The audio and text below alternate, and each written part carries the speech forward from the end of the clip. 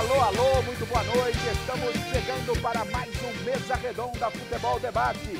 Vamos falar, claro, muito de toda a rodada do Campeonato Brasileiro, a 18ª rodada, mas o assunto principal não tem como fugir, é Palmeiras e Corinthians, quarta-feira, decisão da Copa do Brasil, valendo vaga nas quartas. Nós vamos mergulhar profundamente neste Corinthians e Palmeiras, então fique com a gente, tem plaquinhas, tem declarações polêmicas, tem tudo da rivalidade Palmeiras e Corinthians. O programa está muito focado nisso, claro. Vamos falar do São Paulo, do Santos, seleção brasileira feminina, ganhou a 9ª Copa América, num jogaço contra a Colômbia, com Marta dando show. E de imediato, para não perder muito tempo, vamos apresentar o nosso convidado de hoje, já que falamos que vamos nos aprofundar hoje muito em Corinthians e Palmeiras. Ele conhece demais sobre Palmeiras e Corinthians, porque ele é do meu timão, sabe tudo do Corinthians e não existe Corinthians sem Palmeiras. Boa noite, Rodrigo Vessone, obrigado pela presença.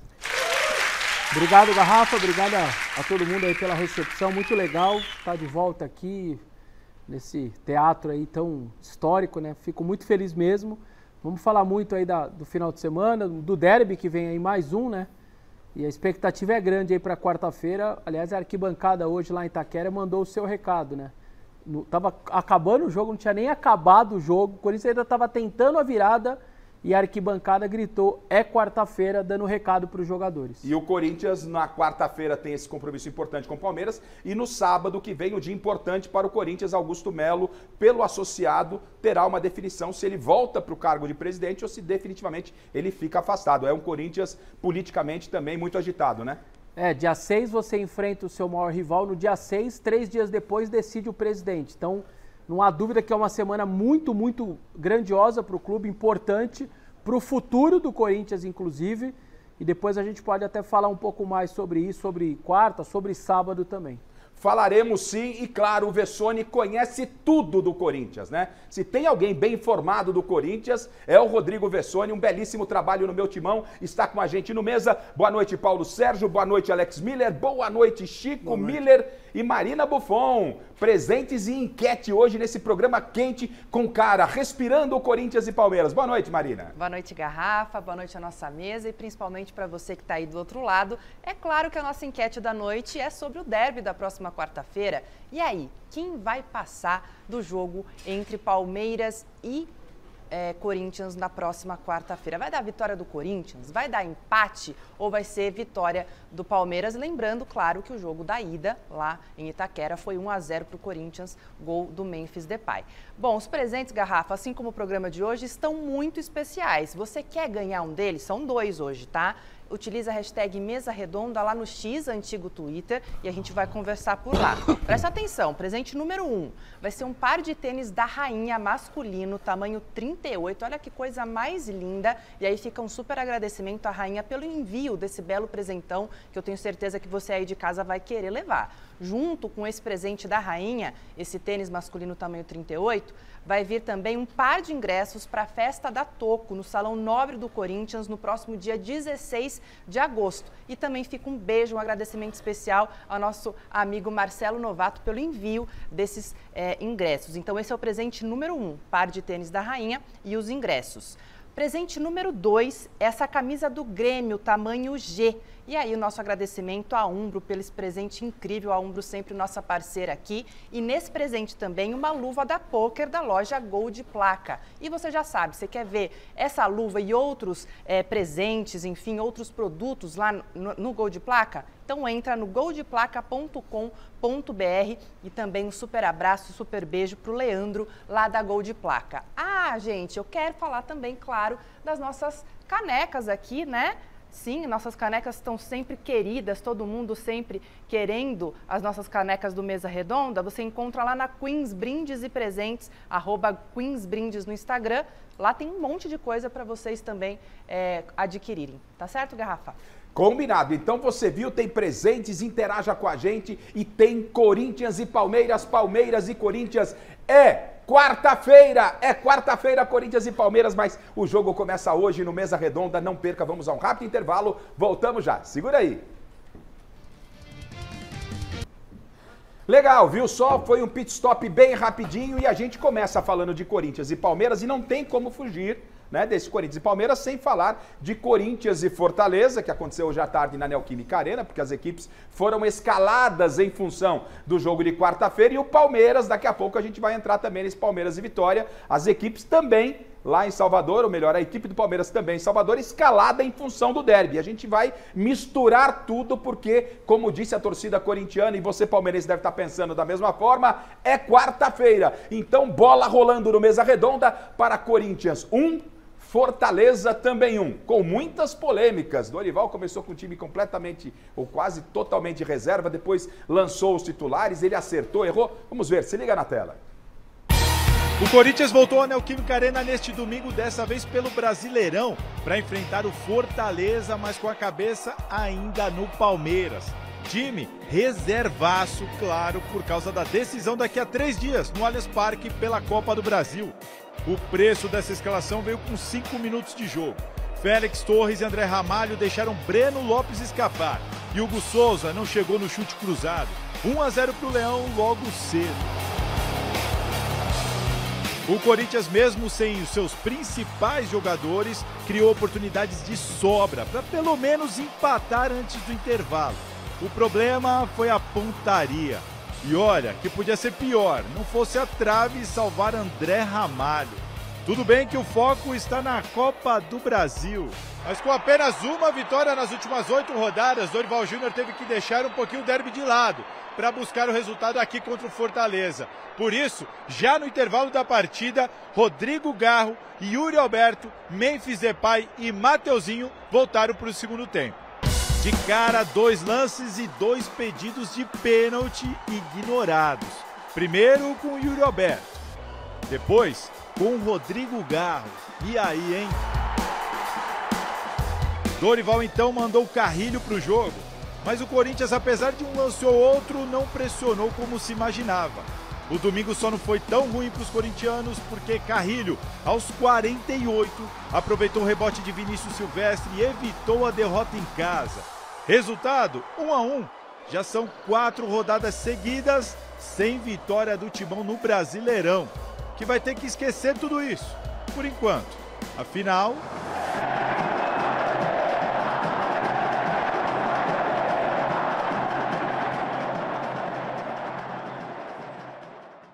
O Vessone cantou a pedra e a torcida corintiana cantou, é quarta-feira, né? O Corinthians, como disse o Salazar, entrou com 2 titulares, o Hugo e o André Ramalho, 2 titulares.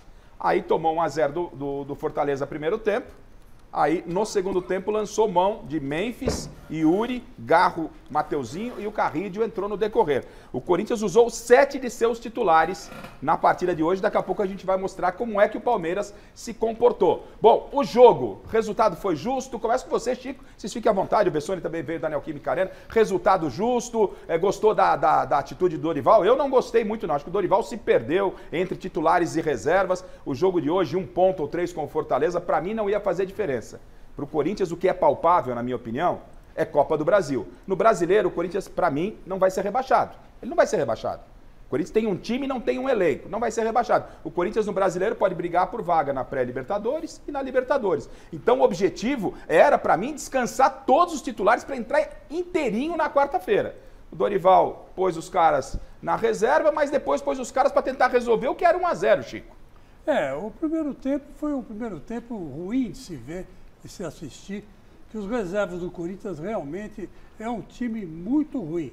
Eu estava falando pro Miller no camarim que não tem jogo com esse time, Miller, não tem jogo com esse time. É um time que não tem pé nem cabeça. E por um triz que não leva 2-0, que o André Ramalho quase fez um gol contra. Quer dizer, seria um desastre maior. Agora, no segundo tempo, quando entrou a cavalaria, né, a coisa melhorou um pouco, mas também não melhorou muito, porque o Fortaleza estava muito fechado e dentro do seu campo. Tinha um ônibus dentro do gol, praticamente. Tinha um paredão ali na entrada da área e era difícil usar, principalmente o Garro e também o Memphis Depay. Mas acabou saindo o gol, o resultado, você me perguntou se era justo, eu achei que foi. Que pelo menos no segundo tempo o Corinthians jogou um pouco mais de bola, né? Agora esse negócio de usar reserva e usar titular, eu sou contra. Eu acho que não devia fazer isso, não. Ele devia ter colocado um time mesclado no primeiro tempo, um time mesclado no segundo tempo.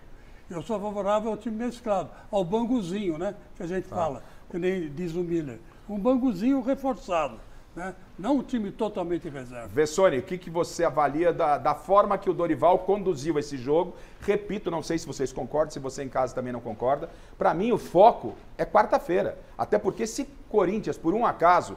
Deixa eu bater aqui, porque a torcida corintiana pode pegar no meu pé. 3 e bato aqui 3 pro Palmeiras também. Se, a gente vai discutir isso, se o Corinthians é eliminado pro Palmeiras, o Dorival fica ameaçado. Para mim, quarta-feira é uma decisão de campeonato. Hoje, em termos de brasileiro, eu teria ido com esse time reserva, dava um jeito, me virava lá. Eu não queimava lenha com esses titulares, não. Você achou o quê da decisão do Dorival? Ele conduziu bem, era por aí mesmo? Eu entendi completamente jogar com o time reserva. Como você disse, 9 de 11.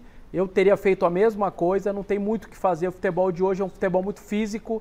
Os jogadores correm de 11 a 12 quilômetros por jogo. É muito intenso. O que a gente viu quarta passada no segundo tempo era um time do Palmeiras que é mais jovem, um vigor físico claramente melhor, porque o Corinthians tem jogadores, alguns acima de 30 anos. O Palmeiras, como tem mais dinheiro, consegue contratar os jogadores mais no auge físico.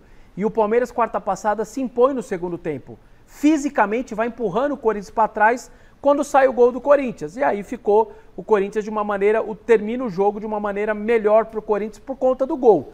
Se o Corinthians quiser competir quarta-feira, se quiser ter perna para competir com o Palmeiras, que depois a gente vai falar, mas nem o goleiro jogou lá de cara lá em Salvador, então também segurou para quarta-feira, ele tinha que fazer isso. E fez. Não era melhor ter começado com os titulares, gente? Vocês não acham? Já que vai lançar, tenta arrumar alguma coisa com os titulares e depois tira essa rapaziada. Mas ninguém faz isso, Garrafa. Nenhuma comissão técnica de nenhum clube faz isso. O que eles falam? Eu coloco os jogadores no segundo tempo quando o adversário está com o tanque vazio também. O que adianta eu colocar no começo o tanque cheio com o tanque cheio? Eu sou obrigado a tirar, porque aí você passa a ser obrigado a tirar. Aconteça o que acontecer. Entendi. Então, além de você pegar o adversário com o tanque mais vazio, você também corre o risco bom, que é o seguinte: seu time reserva fez um resultado... Ainda posso segurar os caras. Nem preciso colocar, hein? Tá certo. A coisa tá indo bem. Aí acaba de ser nem precisando colocar. Verdade. Então, por esses dois motivos, as comissões técnicas normalmente começam com os reservas e, caso seja necessário, põem os titulares, e foi o que o Dorival fez. Eu particularmente não concordo, Vassone, até porque... Você não pode equilibrar o time titular do Corinthians com Fortaleza. O Corinthians é 100% melhor do que esses jogadores aí do Fortaleza. Então você começa com o titular, cansou, vai trocando um, troca outro. Correram mais do que tivesse corrido no primeiro tempo. Correram mais. E ainda se o resultado não vem, a batata assa para todo mundo que está lá. Se o Corinthians perde hoje... Batata assa. Agora, você tá jogando com 3 zagueiros. 3 zagueiros. Torres, André Ramalho e Kaká. E você toma um gol desse no Fortaleza? Não pode. Não pode. Não são jogadores que, não tem experiência, é o garoto. Não. Mas de novo, o Félix Torres, já que você falou, põe o primeiro gol pra gente ver, já que o assunto tá na mesa. Nas costas dele. Até pro Miller, pro Alex também falar. Ele corre nas costas do Félix Torres. Não pode, se posiciona. Um passo atrás do atacante. Hein, jogador? E aí você tem, não sei, no meio campo o Rian, você tem o Charles. A bola é linda, é do Matheus Pereira, Matheus Pirulão, ex-Corinthians, da base do Corinthians, é ele que enfia essa bola entre o Félix e o André Ramalho. E aí, aquela coisa, ele tá como terceiro zagueiro, o Paulo tá certo, mas na teoria ele tá como lateral improvisado porque você não tem outro. Não, mas tudo bem, mas pelo menos o posicionamento, aquele setor que ele estava e ele toma nas costas, é de zagueiro, não é de lateral. Olha a bola, olha onde ele tá. Onde ele tá. Então ele tá mal posicionado. Ô Miller, existe aquela história que é uma no cravo, uma na ferradura. Com o Félix Torres é toda na ferradura, é todas no cravo, velho. Todas na ferradura, melhor dizendo. Não é possível. Não é possível. Né? Por mais você errar, você errar faz parte do jogo, mas ele não acerta uma no Corinthians. Fala do lance pra gente, Miller. Mas foi um erro coletivo, na minha modesta opinião, sabe por quê? Porque ele tá aberto, né? porque tem um jogador do Fortaleza lá na Marginal Tietê, né? Lá na Marginal. E ele estava preocupado com o cara da Marginal. Então o André Ramalho tinha que fazer o quê? Vem, fecha a diagonal. Como ele não fechou, aí o André Ramalho teria que ter fechado por trás do Breno Lopes, aí ele matava o Breno Lopes. Mas ele ficou marcando de lado, aí o atacante é mais rápido que o zagueiro e o Breno Lopes olha lá, jogador. Exatamente. Olha naquele lance ali. Quando do parou André ali, o chileno, ali era melhor. Quando ele via, ele estava mal posicionado. Sim, ou ele chama o Félix, jogador, ou ele chama o Félix para fazer a diagonal, ou ele vai. Não, então, mas ele tem que dar um passo atrás. Ele dá um passo atrás, ele não deixa o jogador correr do jeito que correu. Todo zagueiro que marca o atacante de lado, aí ele vai correr no gelo. Não tem jeito. Não tem jeito. Olha lá, Esquece, esse lance, ó. Esquece.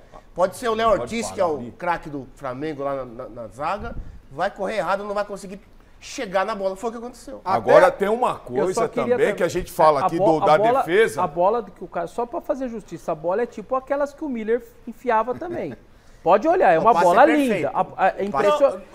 O passe é perfeito. É um passe mas o posicionamento do defensor não pode ser esse. Até porque nós estamos falando, você está falando de um jogador ali olha lá, olha onde ele está, onde um jogador Fortaleza está.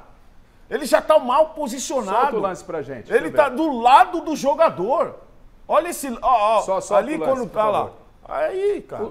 Olha lá, marcação pelo lado. Garrafa. Buraco, cara. Garrafa, aqui no nosso YouTube, o Santos está falando que o gol foi ridículo, né?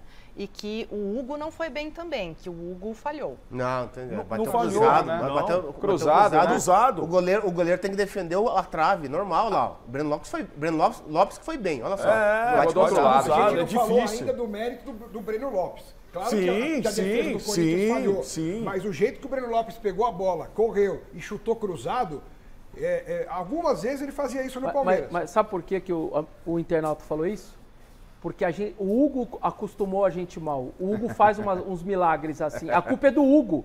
Porque um goleiro normal nem teria essa discussão. O próprio Hugo na coletiva ele fala, eu me cobrei. Porque veio uma bola no gol e eu tomei o gol. O Hugo faz umas defesas tão incríveis que a gente acha que essa daí era possível. Fica na nossa cabeça. Agora, a gente discutiu aqui, né, se ainda não ouviu o Alex e nem o Miller sobre acertou, não acertou, já temos opiniões diversas sobre a montagem e preferir escolher os titulares no banco e entrar no segundo tempo. Vamos ouvir a explicação do próprio Dorival. Ele foi questionado na entrevista coletiva o porquê da decisão deixar os titulares de fora e tiveram que entrar no segundo tempo. Vamos ouvir se ele se arrependeu ou não. Se arrependeu, Dorival, ou não? Eu manteria as decisões que nós tivemos, foram as corretas. Isso daí vocês podem ter certeza. É uma diferença muito grande um atleta se desgastar em 70, 80 minutos, muito diferente acontecendo apenas em 45 deles. Nós tivemos aí a maior parte do tempo com o domínio da partida, mas infelizmente o resultado não foi aquilo que nós gostaríamos mais uma vez. Eu acho que acabamos sendo penalizados justamente por essa desatenção que houve e pagamos um preço muito alto aí ao longo dos 90 minutos. É impressão minha ou eu sinto o Dorival desconfortável nas entrevistas coletivas do Corinthians? Eu conversava com o Vessone ainda na maquiagem aqui, quando eu encontrei o Vessone. A gente sabe que o Dorival tem esse jeito, mais, né, um pouco mais tranquilo na fala e tal. Mas assim, eu sinto ele parece que ainda não sabe onde é a cozinha lá no refeitório. Ele não sabe onde é que é o quarto dele. Sabe quando ele ainda está meio pisando em ovos? Na coletiva eu sinto o Dorival meio assustado, com toda a experiência que ele tem, técnico que passou aí pela seleção brasileira. É impressão? Vocês têm essa sensação também? Ou o Garrafa está viajando na maionese? Eu acho que você está viajando na maionese. Obrigado, Chico. Eu acho, desculpa. Isso ainda é da semana passada? Ranço com a minha pessoa da semana passada ou não? Não tem nada a ver com a sua pessoa só para saber. Da semana passada. Eu acho que o Dorival, ele tem a personalidade dele. É o jeitão dele. É o jeitão dele de conduzir os times que ele comanda. O senhor está persuadindo já o convidado. Era o convidado assim também já está São vindo Paulo, foi assim dando carrinho em mim. A seleção brasileira. Estou bastante A seleção brasileira foi a mesma coisa. Entendeu? É o jeito do cara. É o jeito. Não é que ele não conhece o quarto, não conhece a cozinha. Ele conhece o quarto, conhece a cozinha. E esse jeito dele no Corinthians vai funcionar, Chico? Não, Eu não sei se esse estilo vai dar certo. Aí são outros 500. Mas que ele sabe o que está fazendo, ele sabe. Quando eu tinha um repórter chamado Osmar Garrafa com Carlos Alberto Parreira em 2002, era a mesma coisa. O Parreira faz aquele ano brilhante, campeão 2 vezes, vice-campeão brasileiro, e era um jeitão um tanto quanto parecido, não era sanguíneo, não comprava grandes brigas. Cara, eu não vejo muito isso como algo obrigatório para o cara dar certo. E eu gosto do Dorival, Miller, eu gosto do Dorival, só tô achando que ele ainda tá meio... Imagina se eu não gostasse, hein? Sabe Meio, que é, meio, cara? não, mas o que aconteceu? É da semana passada também? Também. Vou lá no jogador, vocês estão? Você tá comigo hoje também, né, ou não? Você é sempre uma dúvida. Não, tô. Tá indo um pouco, né? Porque senão eu me amarro lá com ele e com a Marina lá. Garrafa. Esses caras são tudo vingativos, viu, Vessone? Garrafa, o Dorival é 70% razão, 30% emoção. Então, é por isso que, se ele se adaptasse ao Corinthians, ele seria o técnico ideal para o Corinthians. Porque no Corinthians é tudo multiplicado por 1000. Você tem um cara tranquilo na posição de técnico, o time rende mais, como rendia na época do Parreira. O Corinthians é 880, ele não é 880 e nunca vai ser, não adianta. Ô, Garrafa, mas veja bem, um detalhe interessante, né? O Corinthians não tem o Neco do Flamengo, né? O Flamengo pode poupar até o Boto, que tá tudo certo, que tem peça de reposição, entendeu? Então, começa por aí. Segunda coisa, você vai poupar o Yuri Alberto? O Yuri Alberto tem 40 anos. Ele não tá readquirindo o ritmo de jogo? Sim. E o jogador readquire o ritmo de jogo como? Jogando. Não, é um código da bola. Ou seja, é uma lei da bola que os treinadores, eles maculam, eles burlam, né? Eles dizimam, entendeu? Não concordo poupar jogador novo. O jogador acima de 30, o Hulk com 39 anos, ele joga todas as partidas pelo Atlético Mineiro. Então, poupar o Memphis, que já tem mais de 29 anos, eu tô até que dá porém, mas poupar o Yuri Alberto, 23, 24 anos, não dá, não concordo. Só uma coisa, sabe por que também o treinador, o Dorival, poupa no Corinthians? Não é pela só parte física, é para não perder. Porque se o Mateuzinho tivesse uma torção, uma lesão, você não tem ninguém quarta-feira. Se o Yuri Alberto tem uma torção, uma lesão, não tem ninguém quarta-feira. Então, você não está só poupando a parte física, é simplesmente para não perder um cara e você ter alguém. É poupar física e clinicamente. E a pessoa mesmo, para ele estar em campo. Mas, Vessone, o risco de um jogador, no caso, Mateuzinho, ou Memphis que seja, machucar na quarta, num campo sintético, não é grande? Mas aí você Mas tá já tá no enfrentando, jogo, né, você Miller? tá no jogo. Mas isso já vem de atento. Agora ficar com medo de Isso já vem de atento. Não é por causa do clássico. Não é por causa do clássico que ele está fazendo isso. Ele já está com esse pensamento desde o início. Desde quando ele entrou.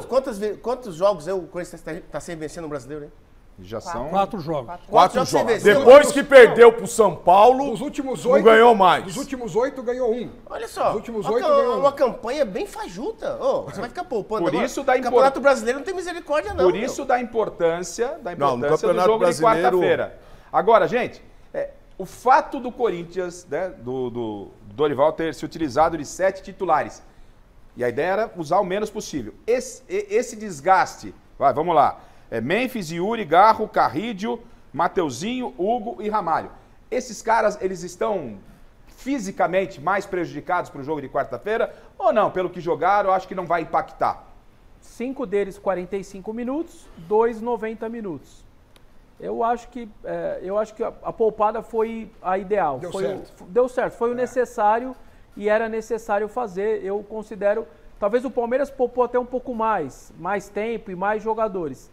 Mas a gente vai saber na quarta-feira, né? Não tem muito o que fazer. Mas também a culpa é do jogador. A gente fica falando aqui só do treinador, mas o que está acontecendo com o Romero? O que está acontecendo com o Thales Magno?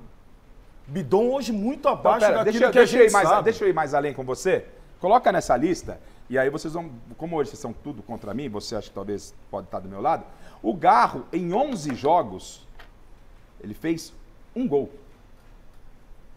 1 gol. É um jogador importantíssimo para o Corinthians. Aí o jogador está falando o outro lado da moeda. Veja bem, esses jogadores do Banguzinho e caso reservas, eles têm que ser cobrados mesmo. Estão jogando no Corinthians. Pô. O Thales, que é inimigo do gol. Né? E não ganha pouco. O garoto do meio campo, como chama? O perna esquerda lá? O Bidon.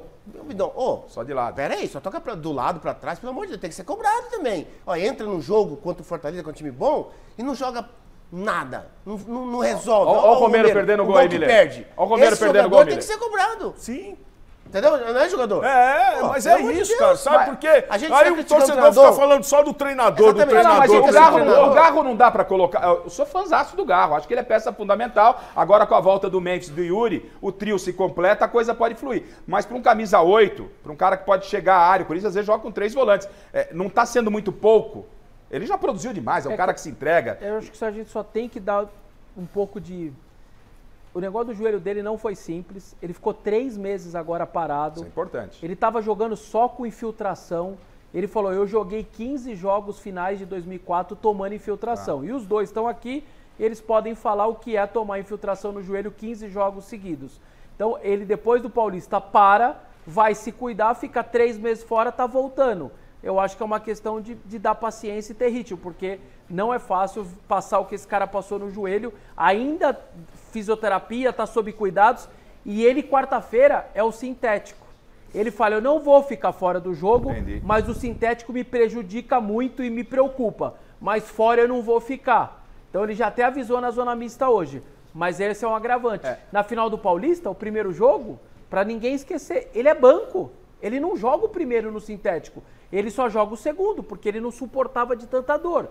E agora, quarta-feira, é sintético de novo. Não se discute o quanto esse cara se entrega, o quanto ele tem sido importante ao Corinthians.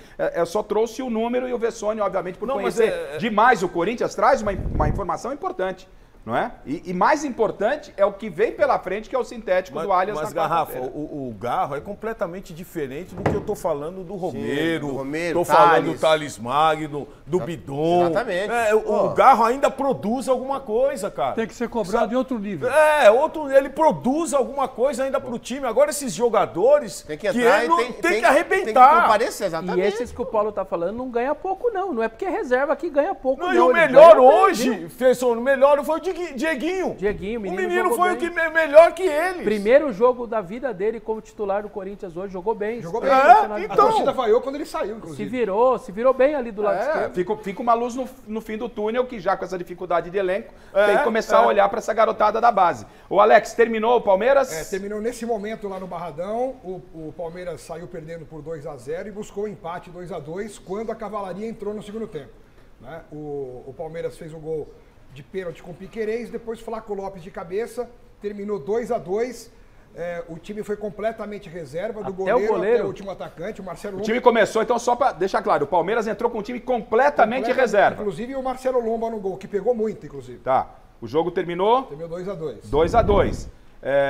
Empate como o Corinthians. E quantos titulares foram utilizados? Foram utilizados 5. O Corinthians, 7. Eles entraram aos 20 no segundo tempo. A partir dos 20 no segundo tempo. Teoricamente, o Palmeiras desgastou menos. Sim, menos. A diferença são os dois que começaram como titular do Corinthians. Porque os 5 depois também entraram como do Palmeiras. Só que 2 tinham começado. Entraram no Palmeiras o Facundo, o Piquerez, o Sousa, o Vitor Roque e o Evangelista. Esses 5 entraram. Então, o Zé Paz daqui a pouco vai entrar aqui no programa, ao vivo, para atualizar, mostrar tudo desse Palmeiras, né, contra o Vitória 2-2, e a gente definitivamente entra já nesse Corinthians e Palmeiras. Ele está um pouco mais focado no Corinthians, mas é difícil focar no Corinthians nesse momento, tirando o Palmeiras. O Palmeiras está fazendo parte da discussão. Já que vocês falaram de parte física, Chile, por gentileza, coloca o segundo gol do jogo, o gol de empate do Corinthians, o gol do Carrídio, né? O Carrídio, eu quero saber de vocês, vamos ver o Carrídio que entrou já com o segundo tempo em andamento, até aí, ó, bola para dentro da área, Carrídio coloca para dentro. Eu tenho sentido que o Carrídio, não, acho que vocês também, não é aquele mesmo Carrídio que estava jogando com a família Dias. E que o Memphis está claro e evidente, apesar de ele ter sido peça fundamental no primeiro jogo, pelo seu talento, que ele, na minha opinião, ele está aquém do condicionamento físico que ele já esteve há algum tempo atrás. Algumas disputas de bola, você via que o Memphis tentava tirar no talento que ele não chegava, ele não estava conseguindo competir.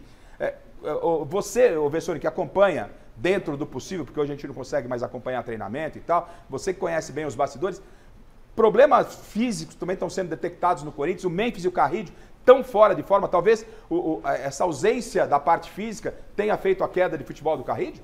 Só para fazer justiça, esse cruzamento da direita ele só sai porque o Charles, nos acréscimos, vai buscar essa bola do lado esquerdo, uma bola perdida, a bola ia sair e o Charles com vigor físico, muita vontade, busca essa bola, não deixa ela sair, o cruzamento vem aqui para a direita e sai o gol.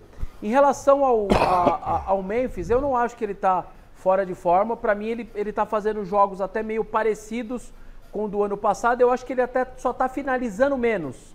Tanto que ele tem muito mais assistência do que gol. Então, acho que isso está faltando mesmo, uma participação dele, uma tentativa de fazer mais gol. Chute de fora da área, fazer o facão para se apresentar, enfim, isso está faltando. E o Carrilho, não é o Ramon que ele piorou, sem o Ramon e com o Ramon. É o 24-25. O 25 com o Ramon, ele já estava mal fisicamente.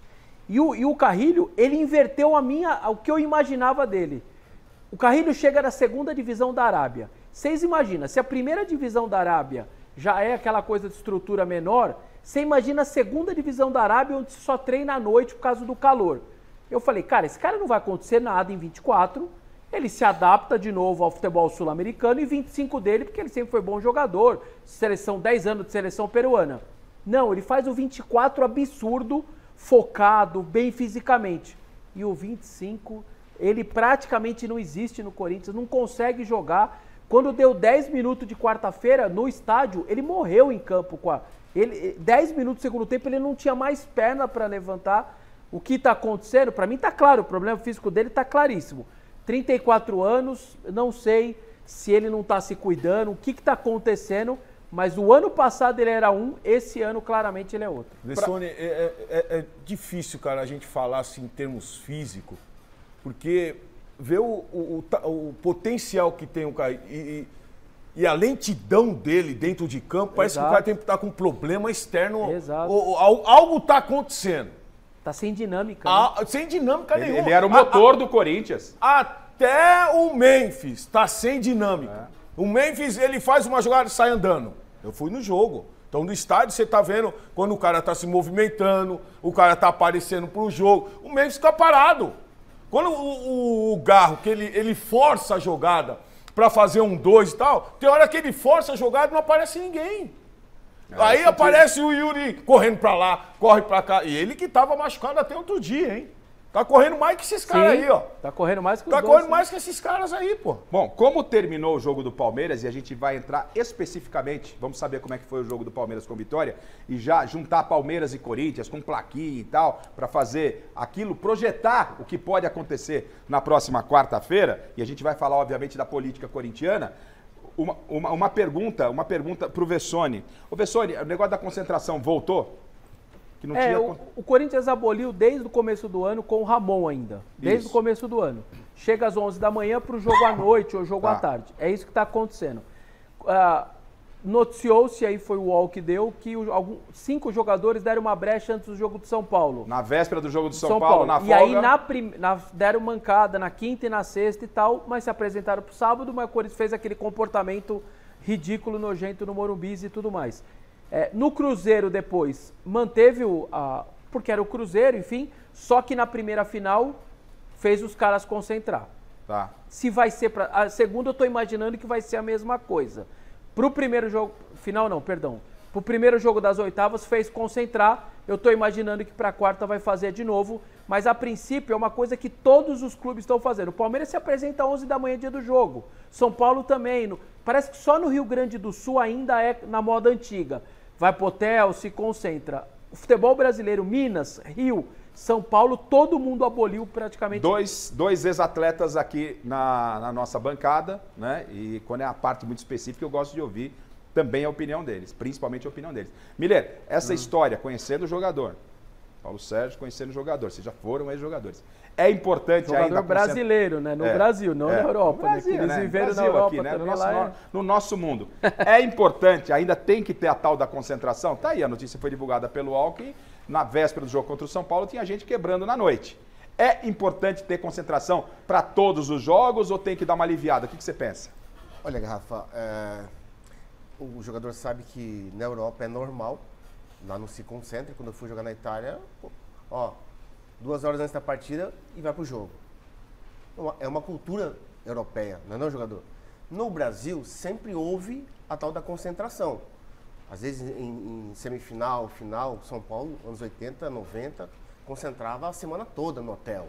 quando não tinha CT antigamente. Você ficava pé da vida? Eu nunca gostei de concentração, bem verdade. O Cilinho, o saudoso Cilinho, ele tinha no seu jogador, no Corinthians era assim. Você já deu migué em concentração, Emílio? Não. Nenhuma? Exatamente, não precisava. Não precisava. Não.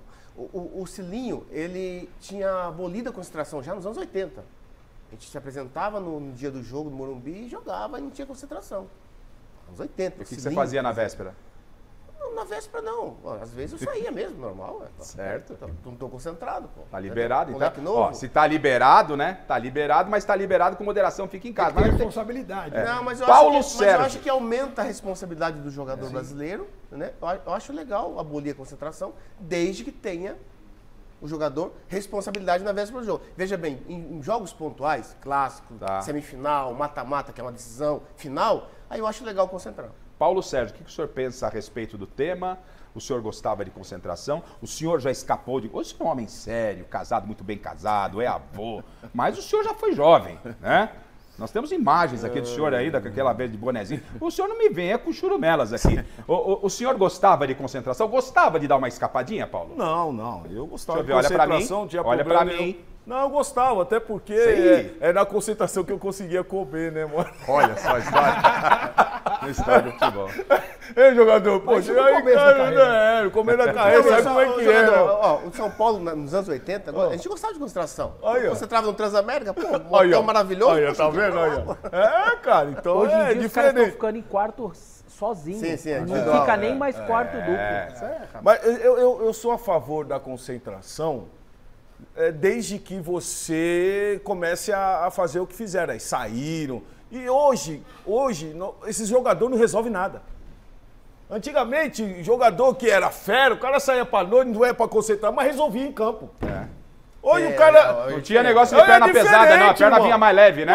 Os caras... não precisa de concentração, mas chegava lá e resolvia. Exatamente. Resolvia. Hoje não resolve mais. Tá então, certo. põe concentração pra todo mundo. Na abertura aqui, a gente falou sobre o próximo sábado, que o Corinthians define o futuro político do clube. Augusto Melo volta ao cargo de presidente através das mãos dos torcedores, né, dos sócios do clube, melhor dizendo, ou não? Então a gente vai acompanhar esse assunto que é importante para a sequência do Corinthians e depois a gente vem com Palmeiras e Corinthians. O Thiago Salazar vai dar um raio-x do que vai acontecer no próximo sábado, lá no Corinthians em relação ao futuro do presidente afastado Augusto Melo. Vamos ouvir, se liga na tela. Fala, Garrafa e amigos do Mesa Redonda, olha só, eu estou na porta do Parque São Jorge, que vai receber aqui no próximo dia 9 de agosto, um sábado, das 9 horas da manhã às 5 horas da tarde, lá dentro no ginásio Vlamir Marques, um referendo sobre o afastamento de Augusto Melo. Qual que é a situação? Os sócios que contribuem com o clube há mais de 5 anos, que estão adimplentes e que têm mais de 18 anos, a gente está falando de um colégio eleitoral na casa de 10 mil pessoas, eles vão dizer se concordam ou não com a decisão do Conselho Deliberativo, que no dia 26 de maio afastou Augusto Melo da presidência.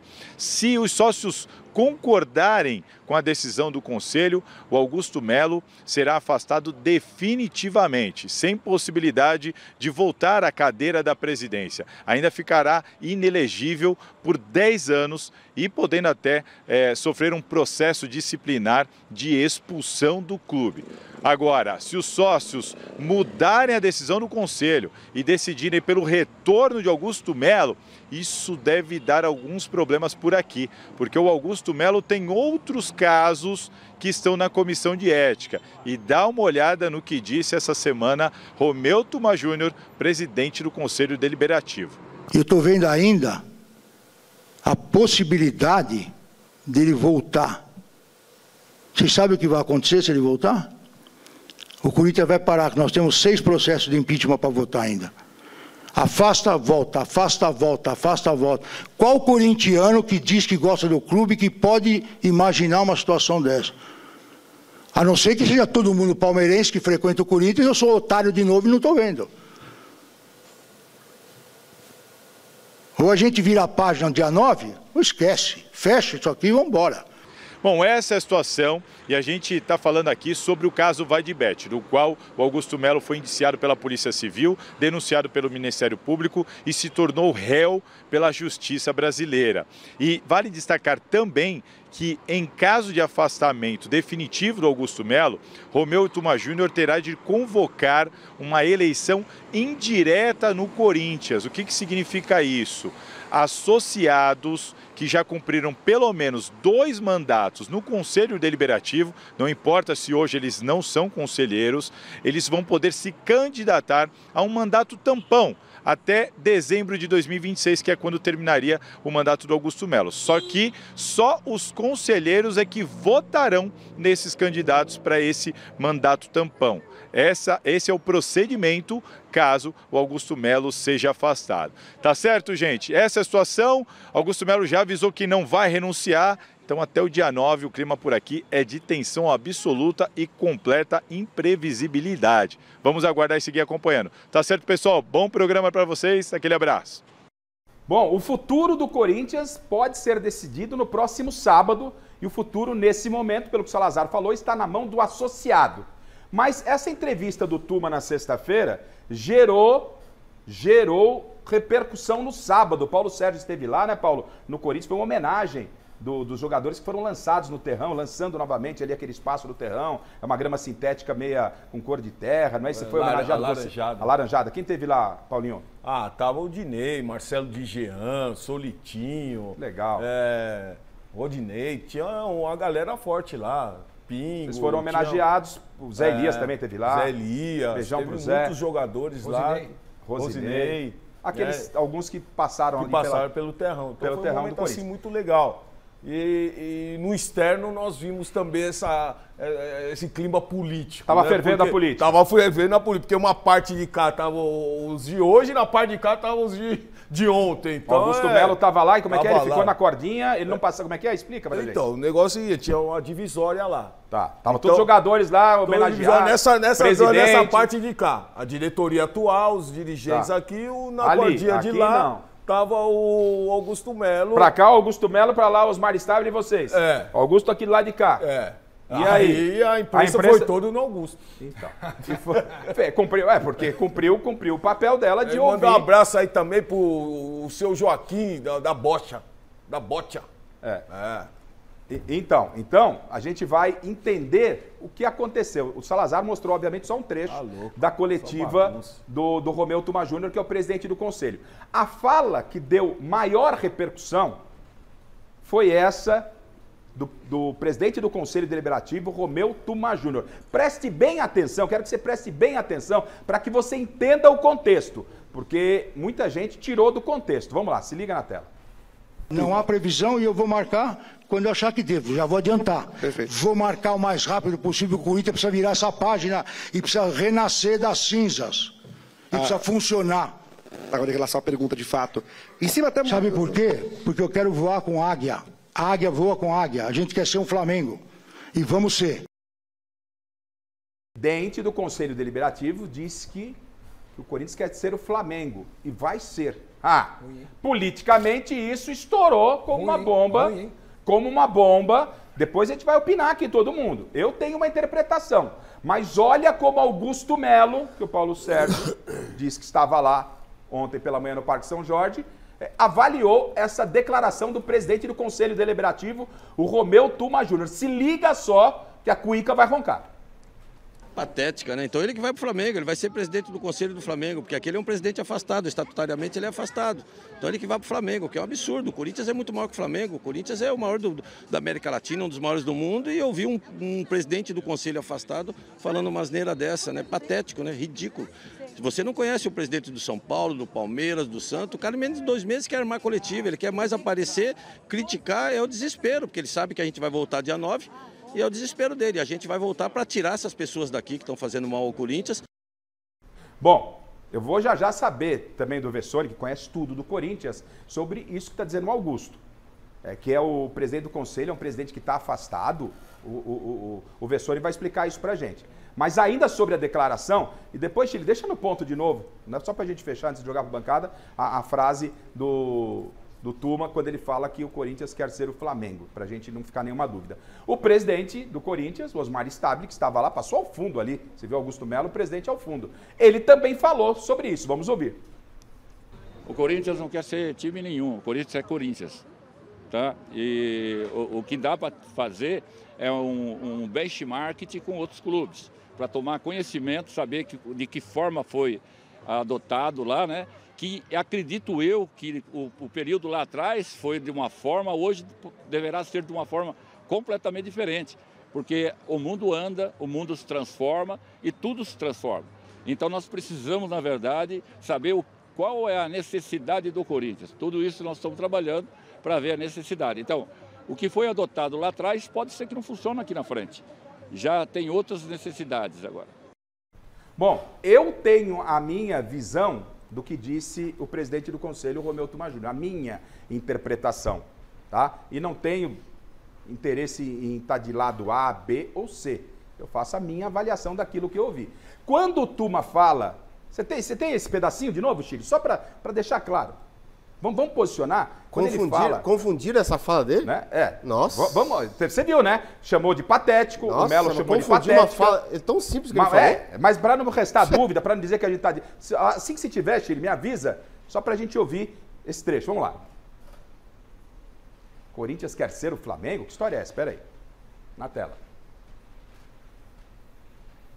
Tá, não há previsão e eu vou marcar quando eu achar que devo. Já vou adiantar. Perfeito. Vou marcar o mais rápido possível. O Corinthians precisa virar essa página e precisa renascer das cinzas. E precisa funcionar.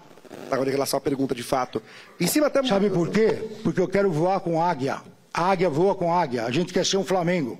E vamos ser. Ó, para mim, é muito claro, é muito limpo, é muito transparente o que disse o Romeu. O Romeu, em nenhum momento, ele está falando da história do Corinthians, da grandeza do Corinthians em ser um clube de futebol como o Flamengo. Ele está falando na estrutura que o Flamengo hoje tem profissional. É isso que eu interpreto. E aí eu não vejo nenhum mal. O Corinthians se espelhar é quem está fazendo um bom trabalho, uma boa gestão. O Flamengo viveu um momento muito difícil e deu a volta por cima. Hoje o Flamengo é bem estruturado, não deve para ninguém.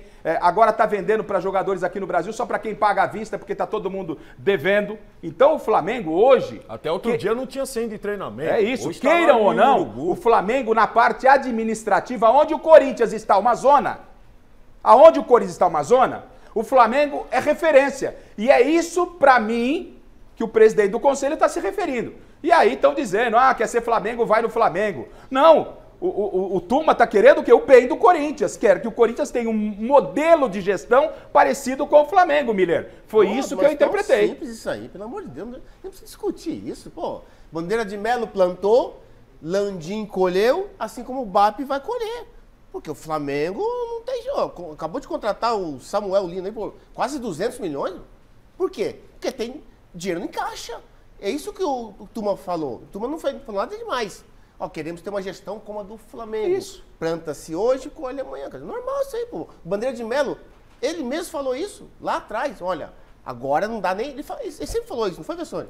Olha, agora não tem dinheiro para te pagar. Vai para a justiça. Mas lá na frente a gente vai nadar de braçada. Foi o que aconteceu. Chico, eu vou deixar o Chico por último. Só vou falar uma coisa sobre essa questão de gestão, de seriedade. Eu trouxe o Bayer Leverkusen pela primeira vez para fazer pré-temporada no Brasil, os alemães. E eu mencionei, eu falei para o Corinthians, dei a oportunidade dos alemães irem para São Paulo para fazer... Ninguém me deu resposta. O que nós fizemos? Fomos no Flamengo. E acertamos no Flamengo. Ficamos 10 dias no Rio, maravilhosos, gostaram pra caramba, e acabaram os alemães fazendo uma parceria com o Flamengo. Então, para você ver essa questão de gestão. Isso é bom? É muito bom. Ótimo. Até mais pro nosso país. Você interpreta da mesma forma que eu a fala do Tuma, ou você viu que ele não foi feliz na fala? Não, interpreto sim. Tem que buscar patamares bons. Referência boa. Referência boa do nosso país. Por cima, Alex. Nivelar por cima. Eu concordo com todos vocês. Acho que ele quis dizer isso. O problema é que quando um torcedor que é movido pela paixão escuta um dirigente do seu clube falar que eu quero ser um outro clube, O Tuma poderia ter falado a mesma coisa de uma outra maneira. Ele poderia ter falado assim, olha, eu quero que o Corinthians tenha uma estrutura maravilhosa como hoje grandes clubes têm, como o Flamengo tem, como os clubes europeus ali falando, né? Mas assim, mas é que o torcedor age dessa forma. Pô, mas eu sei, Milena, eu entendo. Mas a gente está falando isso porque a gente está analisando com a razão. Só que o futebol não é razão. Ainda mais o Corinthians que vive esse momento de fervilhar, o torcedor está muito passional com tudo que acontece lá. Acontece uma migalha cai da mesa do almoço, a Gaviões da Fiel já põe nota oficial, já faz protesto. Então, tá tudo efervescente. Mas no Corinthians. a cabeça também da galera já mudou também. Eu acho que tá tão claro. A cabeça da galera já mudou. Eles querem profissionalismo. Chega de bagunça, irmão. E eles têm que entender que para chegar ao profissionalismo, tem que pôr pessoas que entendam o nível que nós estamos vivendo hoje. Antes do Chico, quando foi citado, eu deixei o Chico por último, por esse lado, além do jornalístico, né? Dispensa a apresentação, Chico. Não, o Vessone não falou. Não, eu sei, mas esse amor todo pelo Corinthians, eu deixei o Chico por último e agora quero ouvir quem está lá dentro, no dia a dia do Corinthians. Como isso repercutiu no clube? Qual é a sua visão do que disse o Tuma? E que depois você explique, inclusive a declaração do Melo, que é um presidente que está afastado, que não está legal no cargo, presidente do Conselho, Vessone. Em relação a isso, eu nem vou gastar muito tempo. Romeu Tuma é o presidente do Conselho Deliberativo, é uma inverdade o que o Augusto falou. Está lá despachando, marcando a eleição, não tem nada de afastamento, nada. Não tinha nem que estar lá no evento, essa é a grande verdade. Foi fazer o que lá? Talvez, radicalmente falando, acho que o Chico o Chico está sendo mais radical, mas de qualquer maneira, isso é uma inverdade. Ele é o presidente do Conselho Deliberativo, obviamente, está despachando, fazendo tudo o que ele tem que fazer. Repercussão no clube.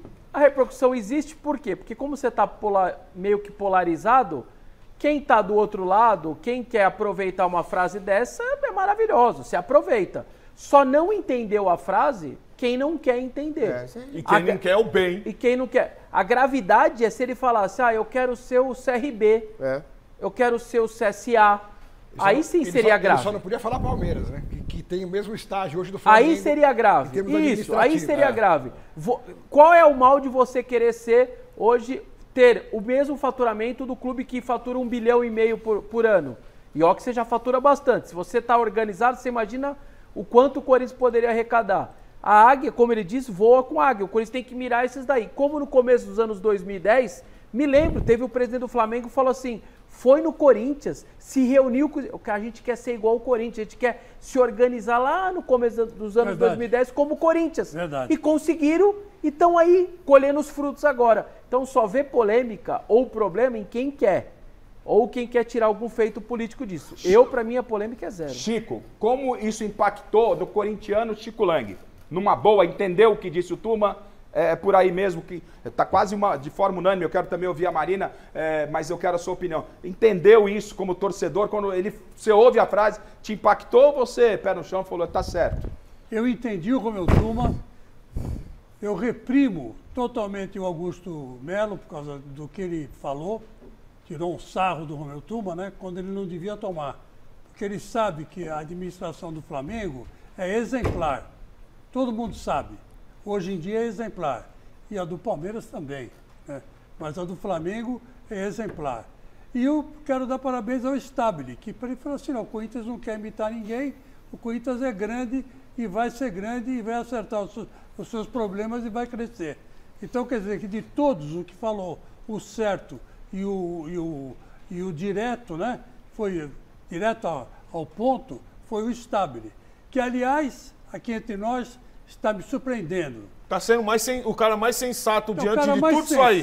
É o cara mais sensato diante de tudo isso daí. Renovou o contrato da Nike, reativou o terrão. Isso parece paga algumas dívidas aí. E outra coisa, não tem entrado em polêmica. E nesse turbilhão todo polêmica. Quer acabar com o cartão de corporativo. Ele está tomando umas decisões. Mas o Tuma falou isso, né? O Tuma falou também.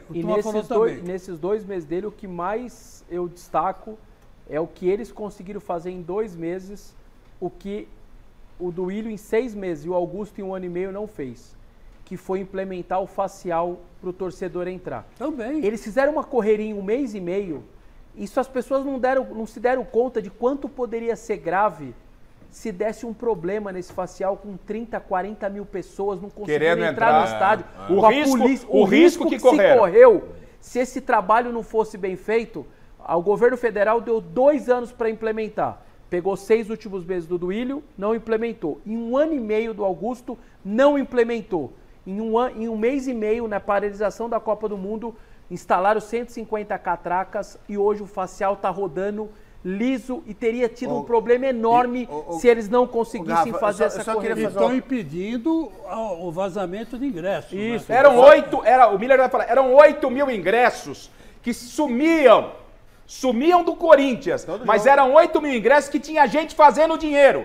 O dinheiro do Corinthians, que está atolado numa dívida, eram 8 mil ingressos por jogo. E não vende agora, né? Sem falar que não vende agora. Tá 8 mil, olha o prejuízo. E aí o mérito da gestão do Stabile, que também confirmou na entrevista que nesse primeiro evento com o facial, de 40 mil torcedores, pouco mais, 70 torcedores, algo comum, não conseguiram entrar. Tentou 0,02 o erro. É muito pouco. Olha só o que recuperou. Eu quero a visão da Marina e o Miller complementando. Eu só queria fazer uma pergunta para o Vissone, ele que acompanha o Corinthians, né? Bem assim.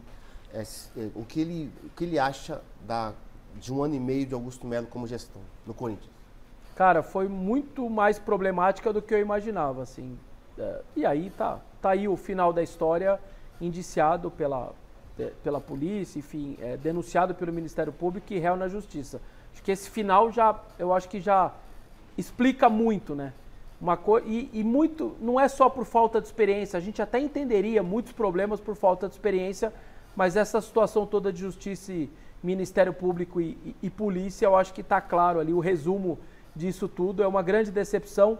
O Augusto Melo ele representava a esperança de milhões e milhões de corintianos que não aguentavam mais uma dinastia de 16 anos e foi uma apunhalada nas costas do torcedor corintiano que apostou nele, que confiou nele e ele simplesmente 1 ano e meio destruiu uma confiança que era 100%. As pessoas qualquer enquete que se fazia dava 100% de alegria por ele ter assumido, pela renovação e transparência ter saído. Em 1 ano e meio ele destruiu tudo isso e foi uma apunhalada no coração do torcedor corintiano que confiava demais e hoje vê o Corinthians nas páginas policiais. E atenção, eu vou fazer a pergunta para o Vessone, quero ouvir a Mari. Atenção para a pergunta que eu vou fazer para o Vessone, porque eu estou pedindo a sua atenção. Porque o Vessone, esse cara aqui que eu conheço, quando o Vessone veio trabalhar na imprensa, eu já estava lá, vi o crescimento do Vessone desde o lance, o trabalho espetacular, não é porque está aqui não, que a gente acompanha, você também acompanha, o trabalho espetacular que o meu timão, que é uma mídia segmentada, mas é uma mídia segmentada muito séria, tá? E aí o Vessone faz um trabalho maravilhoso e conhece o Corinthians como ninguém. Então, tudo que a gente está falando aqui ficou muito claro e evidente que o trabalho do Augusto resultou no indiciamento do presidente afastado. E o presidente que está indiciado por vários crimes, isso vai ter que ser comprovado ou não na justiça, mas ele está indiciado, ele não é investigado, ele é indiciado, vai responder processo, lavagem de dinheiro e tantos outros aqui. E agora, no sábado, ele pode voltar a ser presidente do Corinthians. O Vessone, a pergunta para você, Vessone, você me responde na sequência, conhecendo o clube, quem decide é os associados, você acredita que o Augusto Melo tem chance de, através da mão do associado, que não é o conselho, é o associado, voltar à presidência? Você vai me responder isso, eu quero a Marina interagindo com o nosso público aí, a visão, a interpretação do nosso público e a sua, Marina, sobre a declaração do Romeu Thuma Júnior, para a gente alinhavar isso, e o Vessone, na sequência, responde para você. O Melo pode voltar no sábado? Será que o presidente do Corinthians será um indiciado pela justiça? Vamos aguardar. Pois não, Marina? Garrafa, a minha opinião vai muito, né, com o que eles estavam falando aqui, eu vou muito também com o Vessone disse. Acho que pelo Corinthians estar polarizado, entendeu de outra maneira quem queria entender daquela maneira, né? Então, dá para entender tranquilamente o que o Tuma quis dizer ali, que era, enfim, patamar a ver com dinheiro, administração, nada a ver com a história do clube. E aqui, duas pessoas que eu estava dando uma olhada aqui nas mensagens, porque agora já correu bastante o assunto, também falando sobre isso, que entende, que quis dizer sobre administração, sobre contratações, enfim. E outra concordou com o Alex Miller, né, que poderia ter sido dito de outra forma, apesar de entender que foi isso. Legal. Bom, então, Vessone, eu quero que você me responda. Sábado, o associado vai ao clube e vota para volta ou não de Augusto Melo. Rodrigo Vessone, fecha no Vessone. Augusto Melo, a sua sensibilidade, o conhecimento do clube, tem chance de no sábado à noite estar novamente no comando do Corinthians? Chance sempre tem, né? Clube social é isso. Quem vota em clube social muitas vezes não vota nem pensando no próprio clube, pensa ali em muitas outras coisas, na carteirinha que pode ter, no cargo que pode ter, na benesse que pode ter, enfim, em muitas outras coisas, não pensa muito no clube em si. Tem muitos associados que nem torcer para o Corinthians torce, a gente sabe, acontece isso no São Paulo, no Palmeiras também. Eu, dando a minha visão aqui dessa situação, eu não concebo a ideia de ter uma figura, seja ela qual for, se fosse Osmar Garrafa, se fosse o meu pai, se fosse um parente meu, se fosse o Chico, eu não concebo uma ideia de uma pessoa ser indiciada pela polícia, denunciada pelo Ministério Público e réu na justiça comandar o Esporte Clube Corinthians Paulista. Eu não concebo essa ideia, eu não acho que é compatível com o cargo de uma empresa que fatura 1 bilhão ter alguém nessas condições como presidente. Ele tem todo o direito de se defender, ele vai se defender, o CPF dele vai se defender à vontade. 8 anos, 10 anos, eu não sei quantos anos dura isso na justiça. E ele vai se defender, tá tudo bem.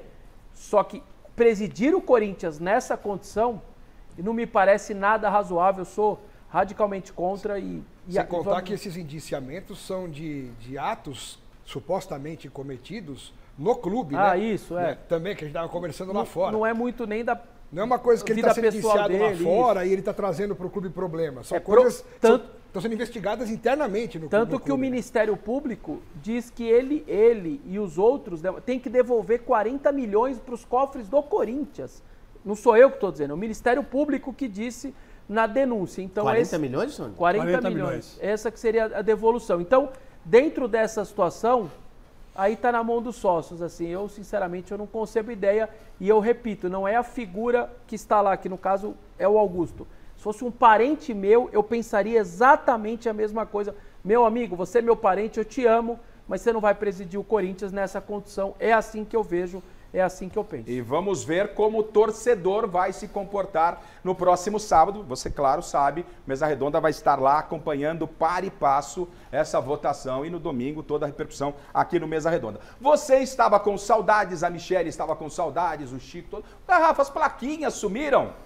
Mas elas voltaram. E voltaram como plaquinhas para Corinthians e Palmeiras. Serão 10 questões, porque agora a gente mergulha em Corinthians e Palmeiras. No jogo de quarta-feira tem muita polêmica. O Zé Paz já vem com o histórico de Palmeiras 2, Vitória também 2. E a gente vai se aprofundar nesse Corinthians e Palmeiras a partir de agora. Então é muito simples, plaquinhas. Eu faço a pergunta, vocês cravam na mesa, por gentileza. Quando eu pedir para levantar as plaquinhas, não são plaquinhas levantadas, são plaquinhas na mesa para facilitar a nossa visualização. Ela é cravada na mesma, com sim ou com não para a minha pergunta, tá? Então, primeira pergunta, todo mundo sabe que o Palmeiras reclamou demais da arbitragem do primeiro jogo da ida. Pênalti do Gustavo Gomes no Memphis, o gol que o Maurício fez que foi anulado, já mostrou o VAR de um ângulo, de outro, tal. O presidente Leila se manifestou na CBF, daqui a pouco a gente se aprofunda nesse tema. E a pergunta que eu faço para vocês, para as plaquinhas de sim ou não, e para você em casa é a seguinte: a arbitragem para o jogo de quarta-feira está pressionada, sim ou não? Plaquinhas na mesa. Atenção. Marina não, Paulo não, Alex sim, Vessone sim, Chico sim, Miller sim. Por que não, Marina? Porque se tiver, gente, então fecha tudo, né? Você acha que não? Essa não vai? Eu acho que não. Até porque não houve erro na arbitragem pra mim, né? Não houve erro na arbitragem. Miller, você acha a arbitragem pressionada por quê? Pressionada porque um clássico, uma rivalidade desse tamanho, né? O árbitro do jogo passado, eu não gostei dele do Hilton lá, não gostei. Eu acho que deveria ser nessa quarta-feira o Klaus. Rafael Klaus. O árbitro deve sair amanhã. Então, tem que ser um árbitro paulista. Mas mesmo sendo paulista, ele entra pressionado, com porque tudo, o clássico, como é que com faz? tudo que aconteceu na dúvida, você acha que ele pode ir pro Palmeiras pela pressão? Quem? O árbitro pode ir pro Palmeiras numa dúvida? Não, eu acho que ele não pende para um lado ou mas outro. pode estar pressionado. Ele entra pressionado, com certeza, por conta da atmosfera do clássico. Tá. O Palmeiras decide no sintético e no Allianz Parque, direito adquirido dentro da competição. Isso dá vantagem ao Palmeiras? O Palmeiras precisa de vitória por 1 gol para levar aos pênaltis ou 2 gols para se classificar direto. O gramado, o tapetinho do Allianz, dá vantagem ao Palmeiras na quarta-feira, sim ou não? Sim Marina, sim Miller, sim Vessone, sim Alex. Só o Chico não. Você acha que não tem vantagem para o Palmeiras? Por quê, Chico? Porque o campo é igual para os dois. E o campo está horrível. O Palmeiras está mais acostumado lá. Não, está mais acostumado, mas o gramado está horrível. Até o Abel está dizendo, perfeito, né? Precisamos trocar o gramado, tudo. Então o campo é ruim para os dois. Porque você Se der acha... confusão, dá para os dois. Desculpa, por que você acha que é vantagem para o Palmeiras, Paulo? É porque mesmo o campo sendo ruim, a bola, ela vai mais rápido e o time do Palmeiras está mais acostumado. Tá certo. Atenção, em caso de eliminação, um vai ser eliminado, o Corinthians ou o Palmeiras. Em caso de eliminação, será um vexame por parte do Palmeiras, que já perdeu um título para o Corinthians esse ano, né? Aí vai decidir em casa a vaga da Copa do Brasil com o Corinthians. O Palmeiras tem investimento de R$500 milhão, né? Como é que é? Bilhão. R$500 bilhão. E o Corinthians está numa draga danada. Com tudo isso colocado, se o Palmeiras perder, vai ser um vexame para o Palmeiras ser eliminado para o Corinthians dentro de casa? Sim ou não? Você em casa também responde. Sim Marina, sim Miller, sim Chico, sim Vessone, sim Paulo. Tem pano? Se tiver um paninho, me dá, porque o Alex acha que vai passar pano, tá dizendo que não. Por que que não? Se tiver um pano, estamos esquecendo o nosso paninho. O Alex tá passando pano pro Abel ou não? Não vai ser um vexame? A pergunta é relacionada para o Palmeiras ou Palmeiras, não todos? Não é um vexame? Não, porque normal?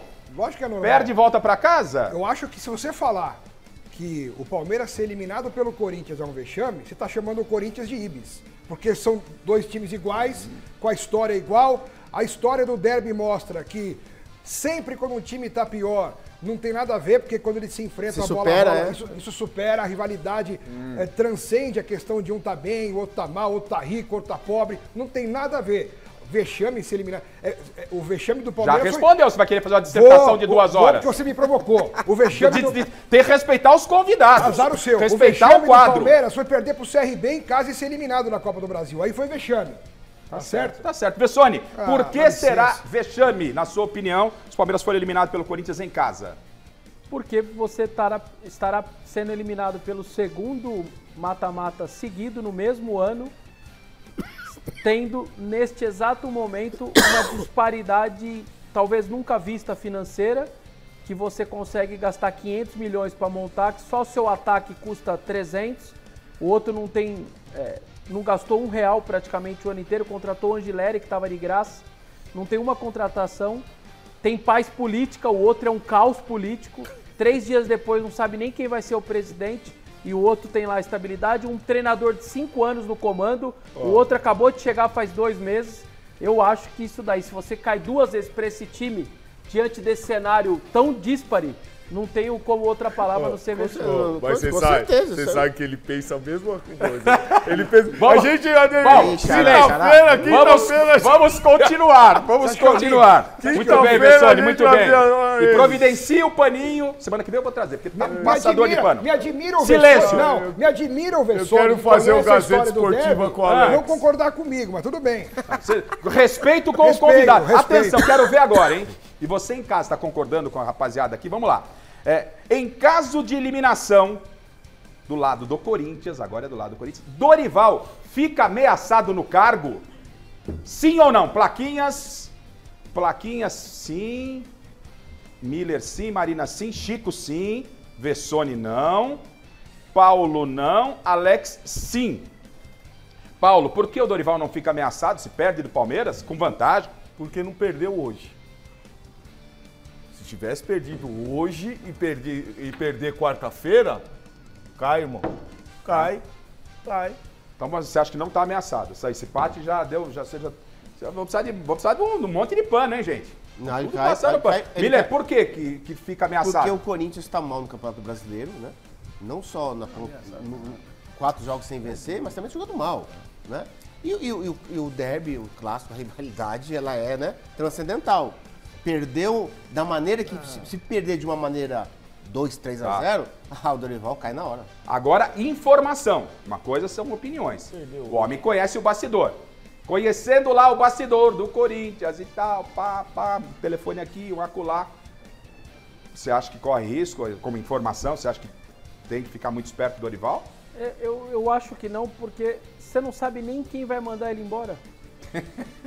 Tem essa também. Em 3 dias pode mudar tudo. E você também não vai mandar o cara embora. E aí você não vai mandar em casa. Então assim, gente, essa é a situação do Corinthians. As pessoas querendo ou não, dia 6 tem o derby, dia 9 você pode trocar presidente que vai derrubar todo mundo que tá lá, vai colocar um monte de gente nova ou vai manter. Então, diante de um cenário que o menor dos seus problemas é o treinador, mexer num negócio desse, pra mim, você vai arrumar mais uma confusão onde já tem um monte de... E mais uma dívida. Resumindo, mais uma mas dívida. A torcida não pode... A aclamação da torcida não pode... Vai, nesse momento não, João. Resumindo, pelo que disse o Vessone, que a gente se reúne para escolher as perguntas. Essa foi uma pergunta feita pelo Alex Miller. Uma pergunta que não faz o menor sentido, né? Não faz o menor sentido. Que o Vessone, ele cravou. Como é que vai mandar embora se não tem quem vai mandar embora? Você foi péssimo na escolha da pergunta. Isso é verdade ou não? Põe a plaquinha de volta aí. Sequência. Bom, vamos lá. O Corinthians tem a vantagem do empate. O Pascoal está se amarrando nessa vantagem. O Corinthians joga pelo empate, se perder por um gol, ainda leva a decisão aos pênaltis, né? Aí dá Corinthians. Aí dá Corinthians. Da Corinthians? Calma, tem que claro, jogar. que vai Ou pro 2 pênalti, gols né? classifica o Palmeiras. O Corinthians ainda Desliga joga a por 2 televisão. resultados para não ser eliminado. Vitória e empate, né? E vitória por um gol, decisão nos pênaltis. A vantagem do Corinthians, ela pode fazer a diferença no jogo de quarta-feira? Sim ou não, plaquinhas na mão? O Miller, não, Chico, não, sim, todo mundo só. Por que não, Miller? A vantagem do Do Corinthians... empate não pode fazer a Não, diferença? essa vantagem de um gol, eu acho muito pouco. Muito pouco. Se o Corinthians tivesse feito 2 gols, aí eu já... A diferença é legal, mas um gol... Aquele pênalti que o Yuri Roberto perdeu vai fazer a diferença. Aquele pênalti vai fazer Pode falta. fazer. Pode Paulo, fazer, exatamente. Porque a vantagem, você acha que a vantagem pode fazer diferença? Porque eu creio que o Corinthians vai jogar lá, vai perder de 2-1 e vai ganhar nos pênaltis. Com todo o trauma que o Palmeiras está com pênaltis, 1-0 não é pouco. Porque na teoria, o 1-0 ou 2-1 para o Palmeiras te leva para algum lugar que você ainda vai ter muito problema para dar certo. É quarta-feira, aguenta, coração. Começou já no Mesa Redonda. Essa é boa. Foi o Alex? Não, não foi o Alex. Essa aqui não foi o Alex. Se é boa, não fui eu. Essa aqui foi a Marina. Foi a Marina que deu a ideia. Gostei, Marina. Boa pergunta. Quero ver você em casa com essa aqui, ó. Atenção. Se o Corinthians se classificar, a Marina quer saber, se o Corinthians se classificar, ou com um gol, ou no 0-0, o Corinthians se classifica, finalzinho de jogo, Memphis Depay subirá na bola novamente? Lá no Allianz Parque? Sim ou não? Plaquinha nas mãos, vamos lá? Atenção, virou? Memphis pode subir lá no Allianz Parque na bola? Só a Marina sim. Gente, futebol é irreverente. Eu tô com a Marina já. Pega minha plaquinha. Eu acho que o holandês é meio Matusquela, velho. Ele vai, minha plaquinha é sim também, ó. Sim. O restante, todo mundo não. Por que não, ô Vessone? Porque existem contextos, né? E você fazer aquilo dentro de casa, precisando ganhar tempo, é um contexto. Eu não acredito que ele faria algo nem parecido no Allianz Parque. A torcida invade o campo, cara. Você já tá convocando a torcida para invadir o campo? Não faça isso. Não faça isso você. Você é um cara que eu tenho alto conceito. Falando. Ô Paulo, por que ele não vai fazer isso? O jogador, a gente reclama de jogador tudo modinha, quando aparece um cara, né, Marina? Assim, mais descolado e tal, subiu uma vez, não sobe de novo? Não.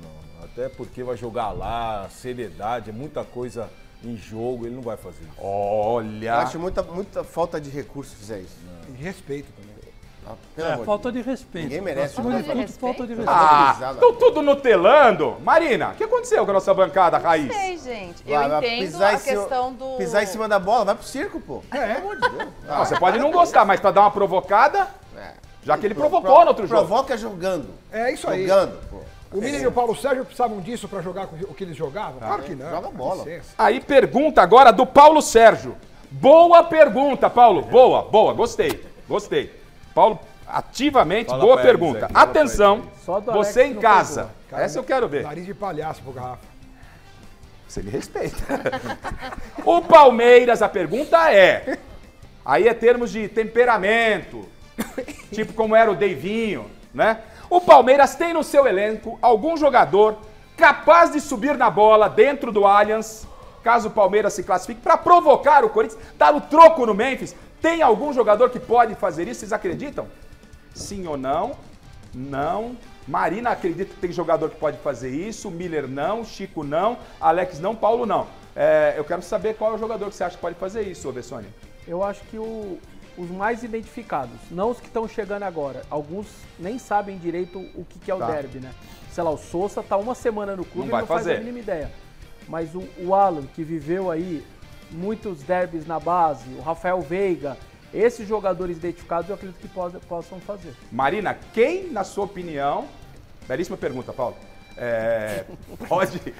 tem o temperamento para provocar o Corinthians subir na bola? Eu pensei no Veiga também, né? Pela identificação, já tem história com o derby. Perdeu um pênalti contra o Corinthians. Sei lá, né, Chico? De repente ali seria uma bela vingança. O Piquerez é meio também. Piquerez também. Piquerez também. Ou o pai do Piquerez. Você falou não. Você falou não. Você tem que decidir o que você quer. Só que ele mudou de opinião. A plaquinha subiu assim agora. Agora empolgou. Você vê como você é. Agora ele viu que dá. Eu tô ajudando a Marina a lembrar de Você não quer criar o caos no Corinthians e Palmeiras. Eu sou mais calmo. Mas no fundo você sabe que o Piquerez pode subir. Pode. Essa é a verdade. A pedido do pai dele. Eu vou falar pra você, velho. O Memphis subiu. E daí se alguém do Palmeiras subir também? O pai do Piquerez invade. Tá valendo. Essa pergunta aqui... Lá vem ele. Foi do chileno. Nosso diretor. O Chile. Se o Palmeiras avançar às quartas de final, lembrando que o Flamengo empatou... Perdeu. Perdeu, né? O Flamengo perdeu em casa, hein? Do Atlético. Se o Palmeiras avançar às quartas de final, é claro que a gente ainda tá todo mundo com chance de se classificar. O Palmeiras passa a ser o grande favorito à conquista da Copa do Brasil? Sim ou não? O grande favorito, o Palmeiras passa pelo Corinthians? Sim, não, sim. Porque sim, Miller? Não o em potencial, mas um dos favoritos junto com o Flamengo. Mas você coloca... Flamengo.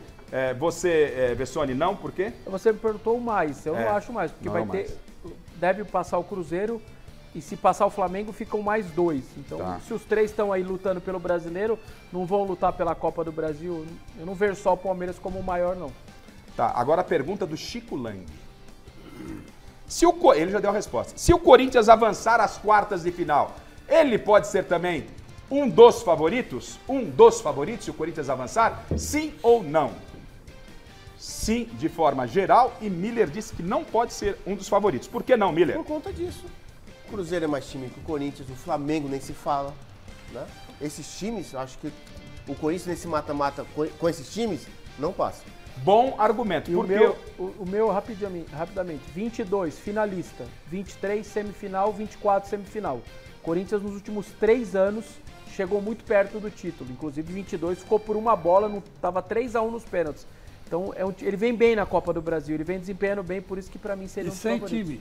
Sem time. Bons argumentos. O que eu ia falar é que Gostei do argumento do Miller. Vessone deu um contra-ataque e o senhor alinhava. Olha pra mim, Corinthians no mata-mata tranquilo pra quarta-feira? completamente diferente. Tá tranquilo? Eu tô tranquilo. Deixa eu ver Ainda mais porque eu tô uma semana tranquila, né? Tá bom.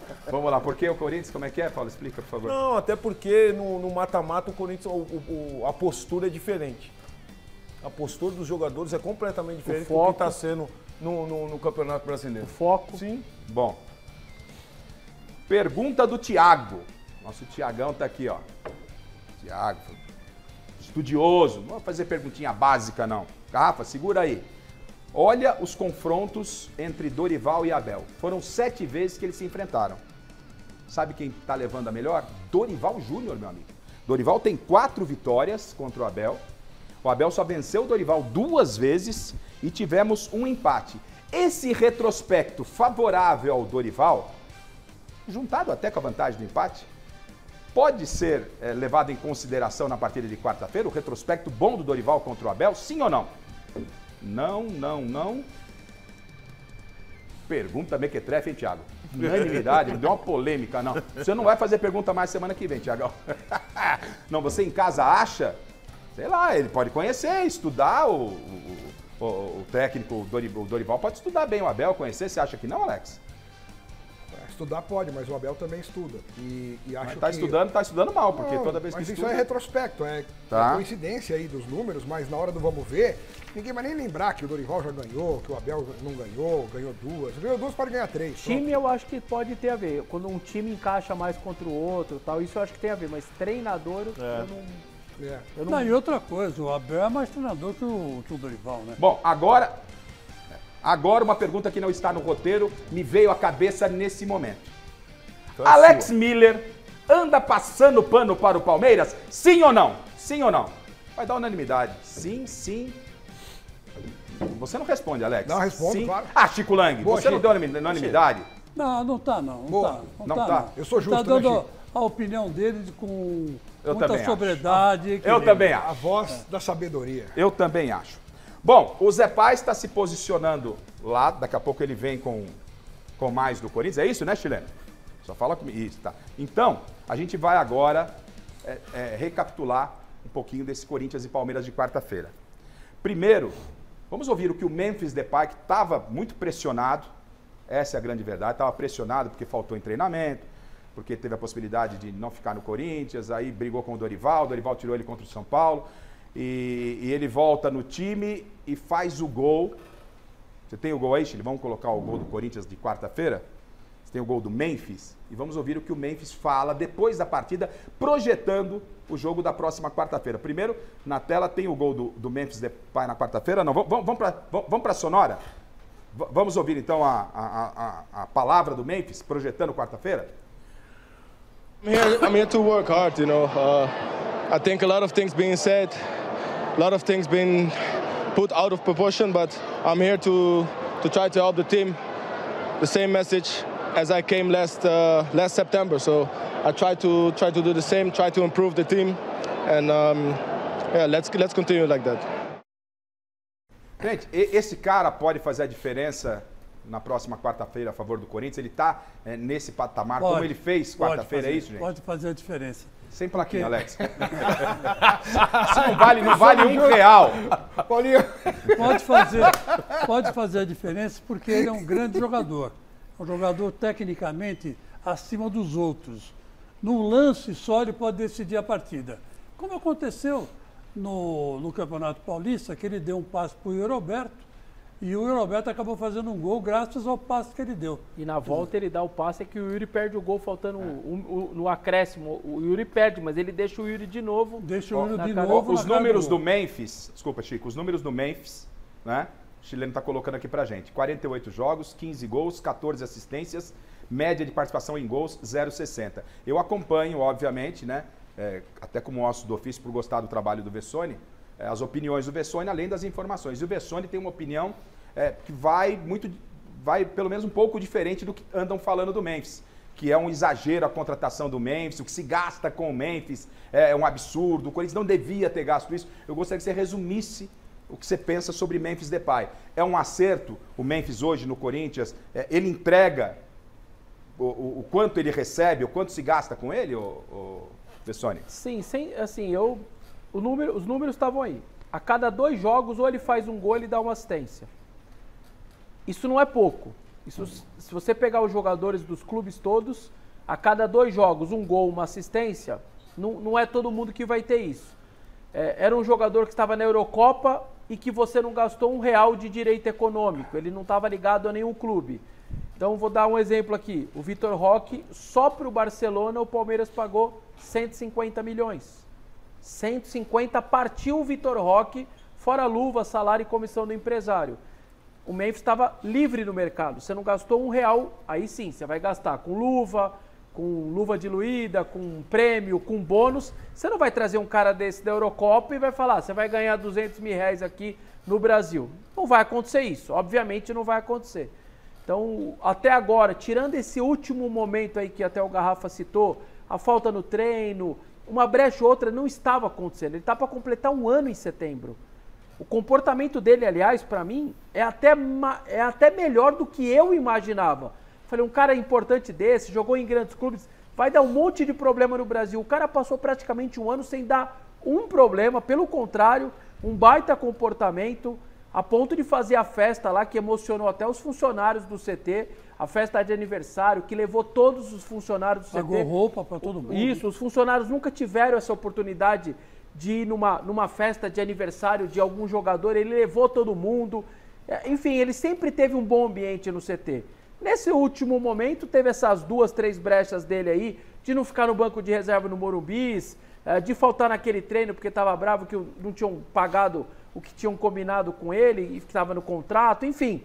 Mas, de maneira geral, eu gosto do comportamento dele, gosto dos números dele e não acho que ele é um jogador caro, porque caro é aquele jogador, como o Corinthians teve vários que ficaram 3, 4 anos e que não deram um chute na bola. Coronado, pode falar. Não tô nem falando dele, só falando anteriormente. Fala outro. Até agora, outros. O Luan ficou 2 anos treinando, não ia pra jogo, ganhando quase 1 milhão por mês, 2 anos. Com isso, teve jogadores que ficaram 4 anos de contrato, nunca pisaram no CT, 4 anos de contrato. Na justiça quando vai embora. Ô, Vessone, o problema do brasileiro é que tem memória curta. É isso. Tem memória curta, até porque com a chegada do Memphis, deu uma reviravolta no futebol do próprio Igor, do Yuri Alberto. Sim, cresceu. O Yuri Alberto foi outro jogador, tirou o peso que estava todo sobre as costas do Yuri Alberto.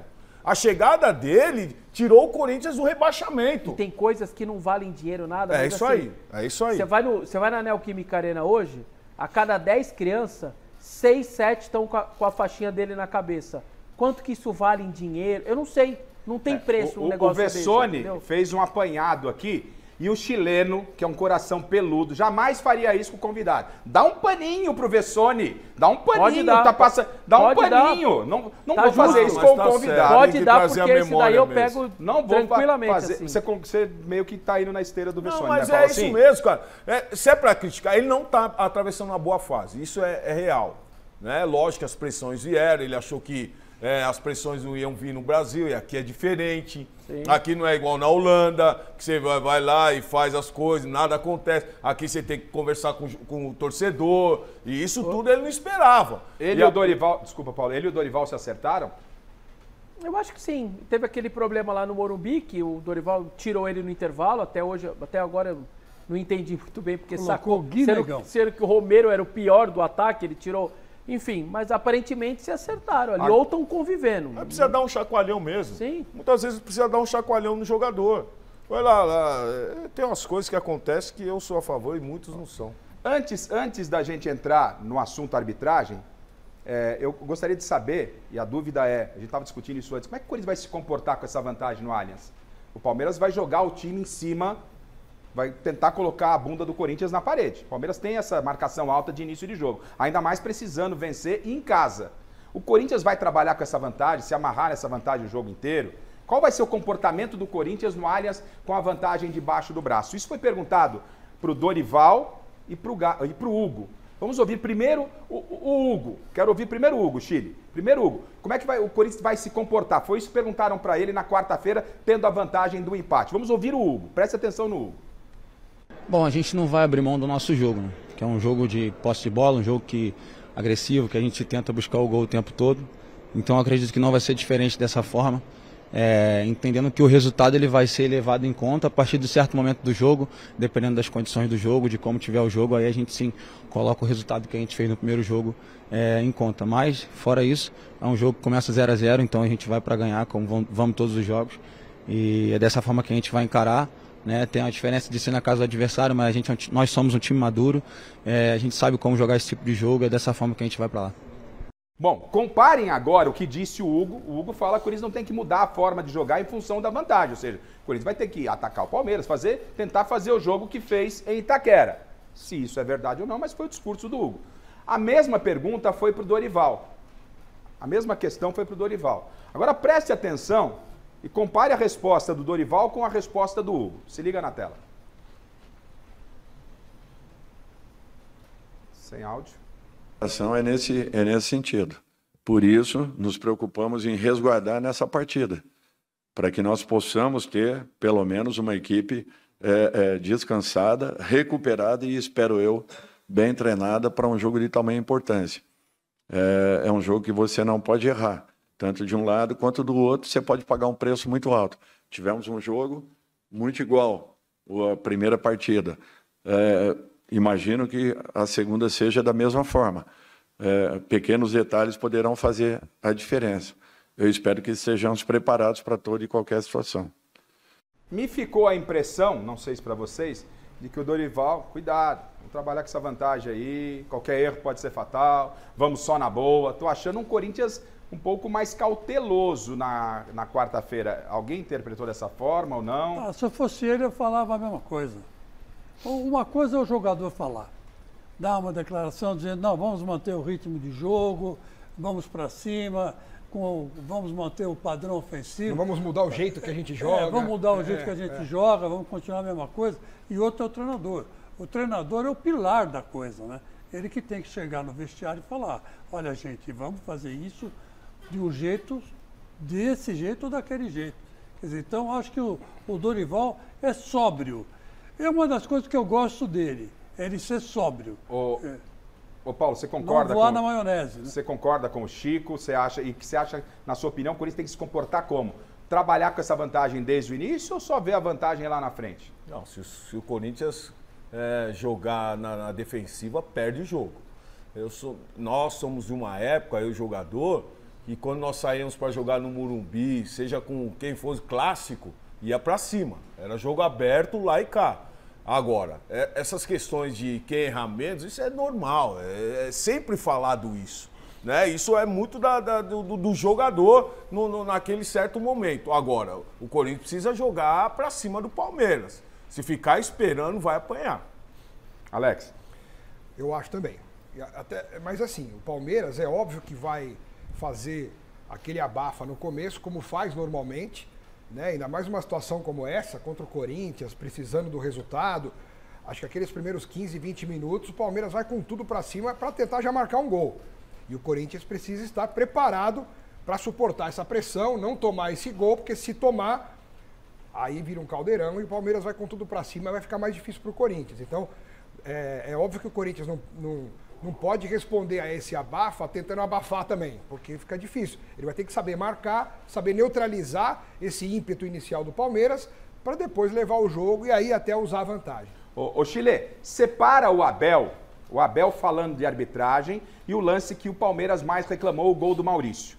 Porque a gente vai entrar especificamente agora no Abel Ferreira, no quesito arbitragem. Separa para mim, por favor. Coloque então, Chile, pra gente o lance mais polêmico de Corinthians e Palmeiras, o impedimento reclamado pelo Palmeiras, mostrado pelo VAR, né, que não foi impedimento, e até por outras imagens de outros ângulos que realmente o VAR acertou.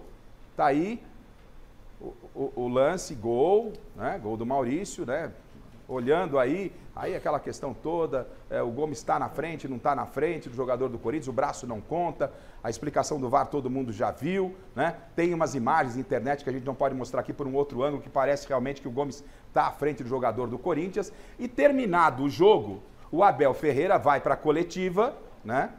E fala o que da arbitragem. Preste bem atenção no comportamento do Abel sobre esse lance, e aí eu vou mostrar outros lances e o comportamento do técnico do Palmeiras. Se liga na tela. Estamos no pleno século XXI e andamos a trabalhar com ferramenta do século passado. Toda a gente olha para as linhas, mas eu não olhei para as linhas, eu olhei para o momento em que o frame para quando a bola é tocada, a bola está no ar. Isso é muito mau, nós assistir isso na televisão. Hoje estou, como é que é de explicar, estou desiludido com aquilo que vi, estou triste.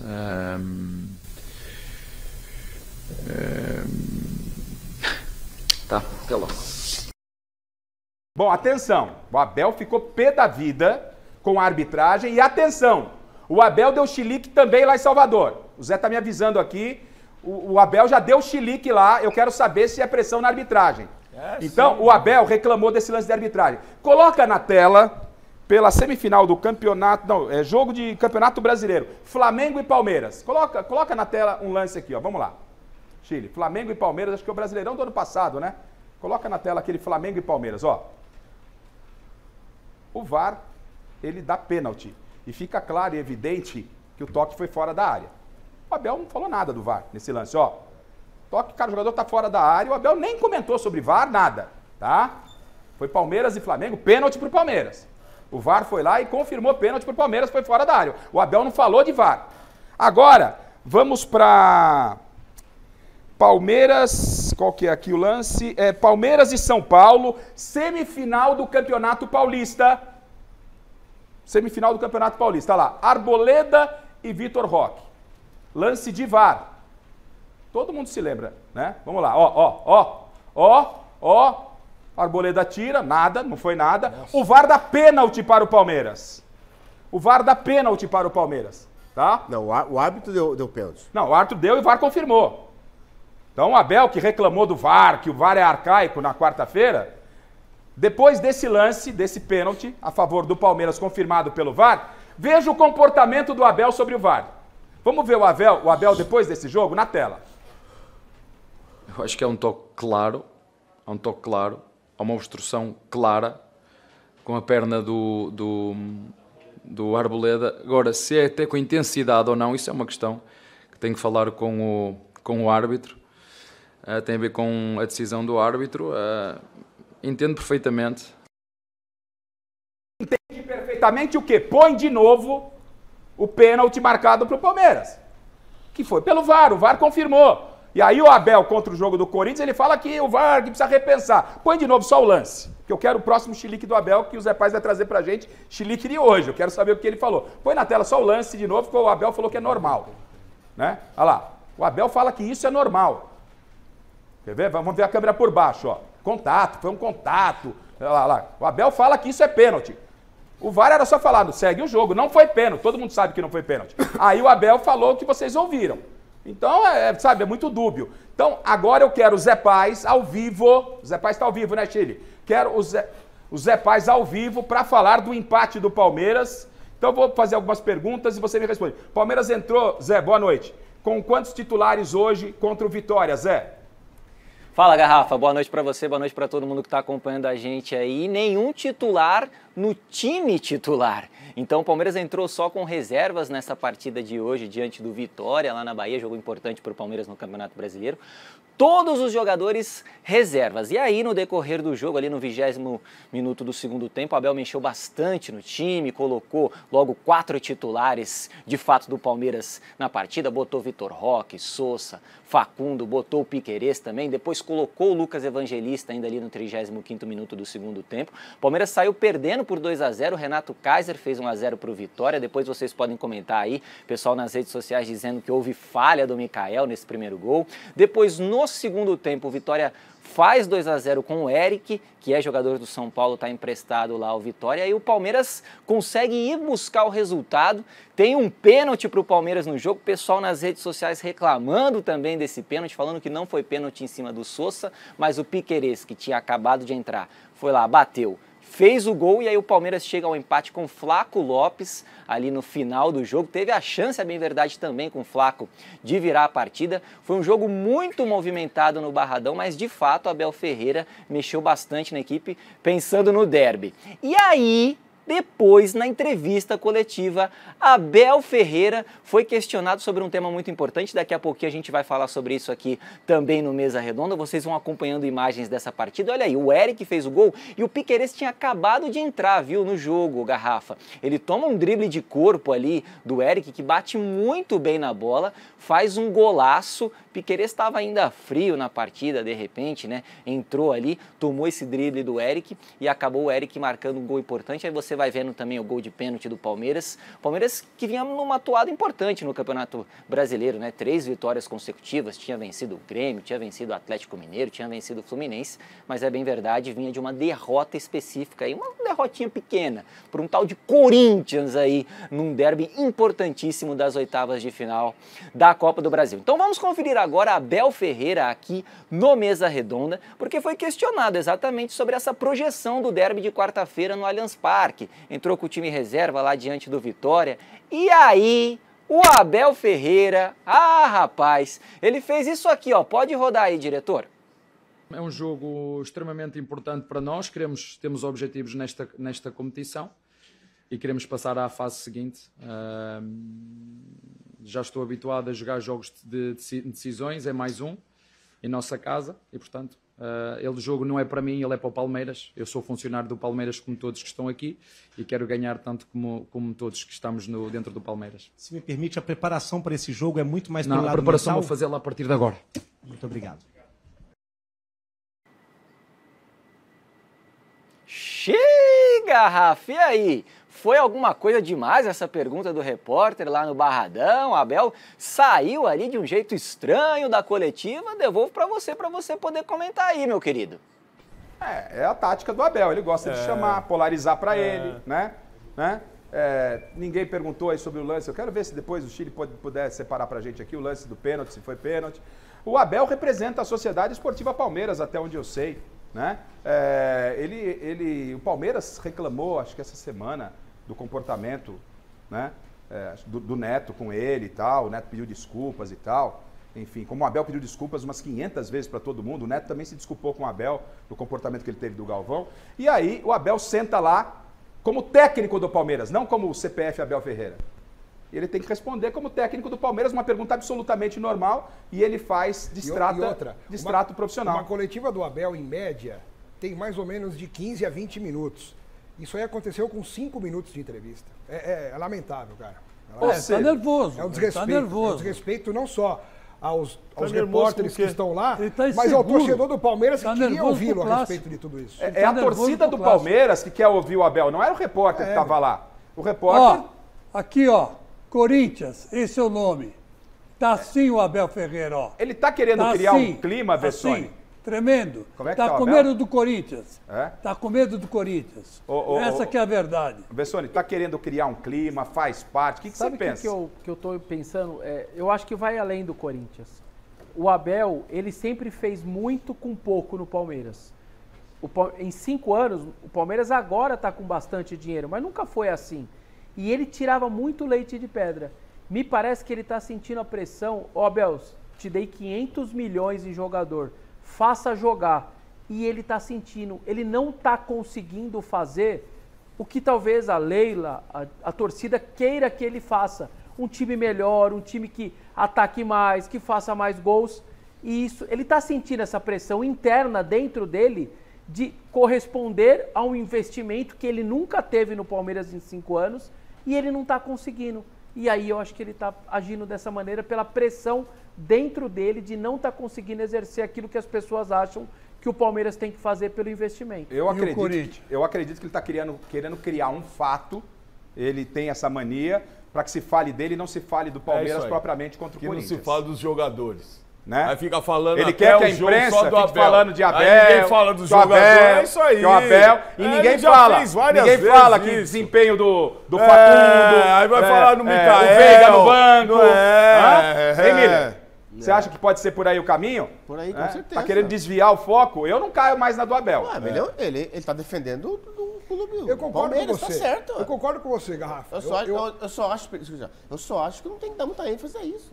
Abel é um grande treinador. Mas que a cena é feia, né? Então é isso. Não precisa, né? Então. Ele pode até estar querendo fazer uma outra coisa, praticando um ato como esse. Mas ele tem que perceber também que com isso ele vai alimentando na cabeça das pessoas uma antipatia muito grande, sabe? Uma ojeriza dele. Uma coisa assim, pô, esse cara aí é insuportável. Ou a nossa impressão de que ele tá com o saco cheio, não quer mais nada, ele quer ir embora. As pessoas estamos aqui já 5, 10 minutos falando dele, não estamos falando do desempenho do Palmeiras. A gente não fala se acertou em poupar, se não acertou, se os jogadores estão cansados. Se teve falhas ou não nos gols. É isso. Antigamente os treinadores faziam pior, pô, pelo amor de Deus.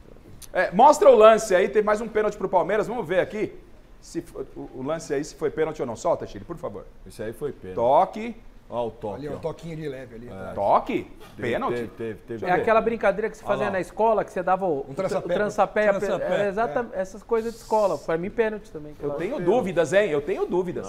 Eu acho que o pé do jogador... É o Piqueires ali? Não, é o Sousa. Pé do Sousa que bate no do cara, ó. O pé do Sousa vem pra trás, ó. Não tem nenhum movimento do jogador do Vitória pra frente. Gente, olha lá, ó. Ó o pé que toca, ó. O cara do Vitória já não tinha nem que estar ali. Pra você, pênalti, Paulo? Pênalti. Alex? Pênalti. Vessone? Chico? Fiquei na dúvida depois que você falou, viu? Fiquei na dúvida. Tá, pra mim Eu não. acho que é o pé foi o pé do Sousa que vai pra trás. que tocou no pé do adversário. Ó, ele não avança o pé, ó. O pé do palmeirense que toca no pé do jogador. Miller, pênalti? Pra mim, pênalti. Marina? Tava até olhando mais de perto aqui. Pra mim, ó, o pé dele vem pra trás, ó, lá. Ó. Ele tá na corrida. O Miller e o Paulo Sérgio correndo já tomaram muitas tava dessas na aí. corrida, é pênalti. Acho Leve que foi. toque ali agora, Acho que sim. Pra você, Zé Paz, pênalti, Zé Paz? Pênalti, pra mim pênalti. Tem o trançapé ali e é pênalti no Sousa, sim. Tá certo, Zé. O Palmeiras, já que o Abel não quis falar, você deve ter a programação do Palmeiras. Voltando de lá, tem alguma baixa? Quais são os problemas do Palmeiras para o derby da quarta-feira, que começou hoje no Mesa Redonda e vai até quarta, amanhã no Gazeta Esportiva com a Michele, terça no Gazeta, quarta no Gazeta, cobertura completa.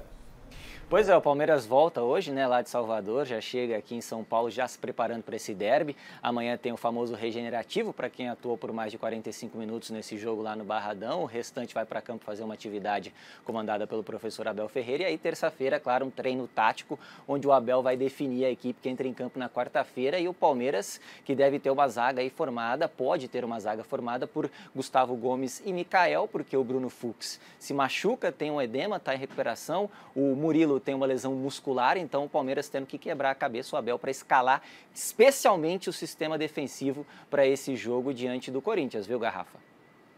Rápido no palpitão, é rápido, gente. Quem se classifica, Corinthians ou Palmeiras, Paulo? Corinthians. Alex? Palmeiras. Vessone? Corinthians. Chico? Corinthians. Miller? Palmeiras. Marina? Palmeiras. Eu, Corinthians, quero ver você em casa. O Zé tem um resumo do São Paulo, é isso, Chile? O resumo do São Paulo contra o Internacional, Zé Paz. Zé palpitar, Pois é, o São Paulo foi até lá o Beira-Rio pegar o Internacional, venceu a partida pelo placar de 2-1, o Arboleda fez 1-0 para o São Paulo, né?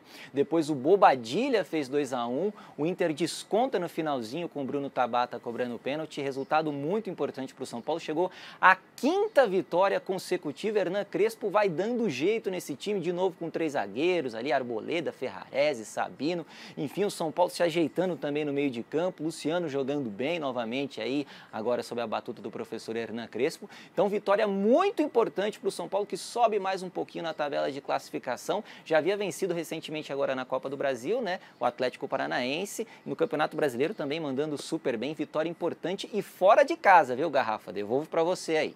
Obrigado, Zé. Bom descanso. Vai para casa cuidar do Theo. Eu quero a tabela de classificação. Que vitória importantíssima do São Paulo. Tá em 8º. Olha só, hein? Flamengo é o líder com 37, Cruzeiro com 37, só que o Flamengo tem um jogo a menos. Palmeiras é o terceiro, o Bahia é o quarto, o Mirassol é o quinto. Que campanha do Mirassol. Bragantino sexto, Botafogo sétimo, São Paulo subiu assustadoramente ao 8º, Fluminense o 9º, Atlético Mineiro é o 10º. Existem ainda diferenças de jogos entre as equipes. Virando a página, temos... Em 11º, Ceará, o Corinthians do Chico Lang é o 12º, Internacional 13º, Grêmio é o 14º, Vitória é o 15º, Vasco é o 16º e o Santos é o primeiro na zona de rebaixamento. O Santos joga amanhã, se vencer o Juventude no Morumbi, ele sai da zona de rebaixamento momentaneamente. Fortaleza, com o empate, permanece em 18º, Juventude o 19º e o Sport permanece na lanterna com 6 pontos. E que maravilha! Brasil campeão da Copa América de Futebol Feminino. Marta, que espetáculo! Se liga na tela, Brasil e Colômbia, Brasil campeão. Em Quito, a bola rolou na final da Copa América Feminina, colocando Brasil e Colômbia frente a frente pelo título. E bora com os gols, porque a partida foi agitada e emocionante, hein? Aos 24, Linda Caicedo recebeu o passe na medida quando estava cara a cara com Lorena. Ela chutou o rasteiro e abriu o placar da partida, 1-0. Nos acréscimos do primeiro tempo, Carabali deu uma cabeçada proposital em Gil Garbellini dentro da área. O lance foi para revisão do VAR e o pênalti marcado. Na cobrança, Angelina assumiu a responsabilidade e, com categoria, igualou o placar, 1-1. Segunda etapa rolando e dessa vez o gol colombiano foi graças a uma bobeada daquelas do Brasil. Tarciane foi recuar a bola para Lorena, mas não percebeu que a goleira estava próxima dela. Resultado, Gol contra e sem chance de reverter a mancada. 2-1. Mas o Brasil não demorou muito para novamente empatar o jogo. Dessa vez o gol foi de Amanda Gutierrez, chute no cantinho e o 2-2 garantido. Só que as colombianas estavam com sangue nos olhos e após um contra-ataque rápido, Mayra Ramírez balançou as redes, 3-2. E não é que a nossa canarinho conseguiu levar o embate para a prorrogação? Pois é, olha só de onde a Marta chegou para chutar de primeira. Golaço da rainha. Na prorrogação, Marta deixou mais um, colocando o Brasil na vantagem. E na cobrança de falta, Lacey Santos fez questão de levar a disputa do título para as penalidades. Nos pênaltis, 4 cobranças convertidas para a Colômbia contra 5 do Brasil. Com direito, é claro, a defesa de Lorena na batida decisiva de Carabalí. Seleção brasileira campeã da Copa América pela 9ª vez na história.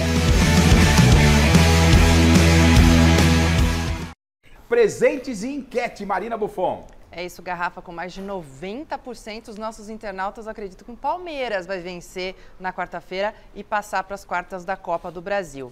Os nossos presentes de hoje, muitos e-mails enviados. Não fique triste, sempre tente ganhar um presente, porque hoje o primeiro, que é o par de tênis da Rainha masculino, um beijo para o pessoal da Rainha, e também um par de ingressos para a Festa do Toco do Marcelo Novato, que enviou para a gente, foi para Maria Francisca Lemos. E o presente 2, camisa do Grêmio, um presente aí da Umbro, e também uma luva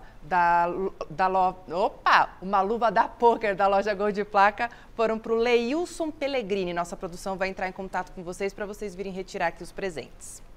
Obrigado, Marina. Até amanhã. Obrigado, Miller. Obrigado, Chico Lang. Obrigado, Alex Miller.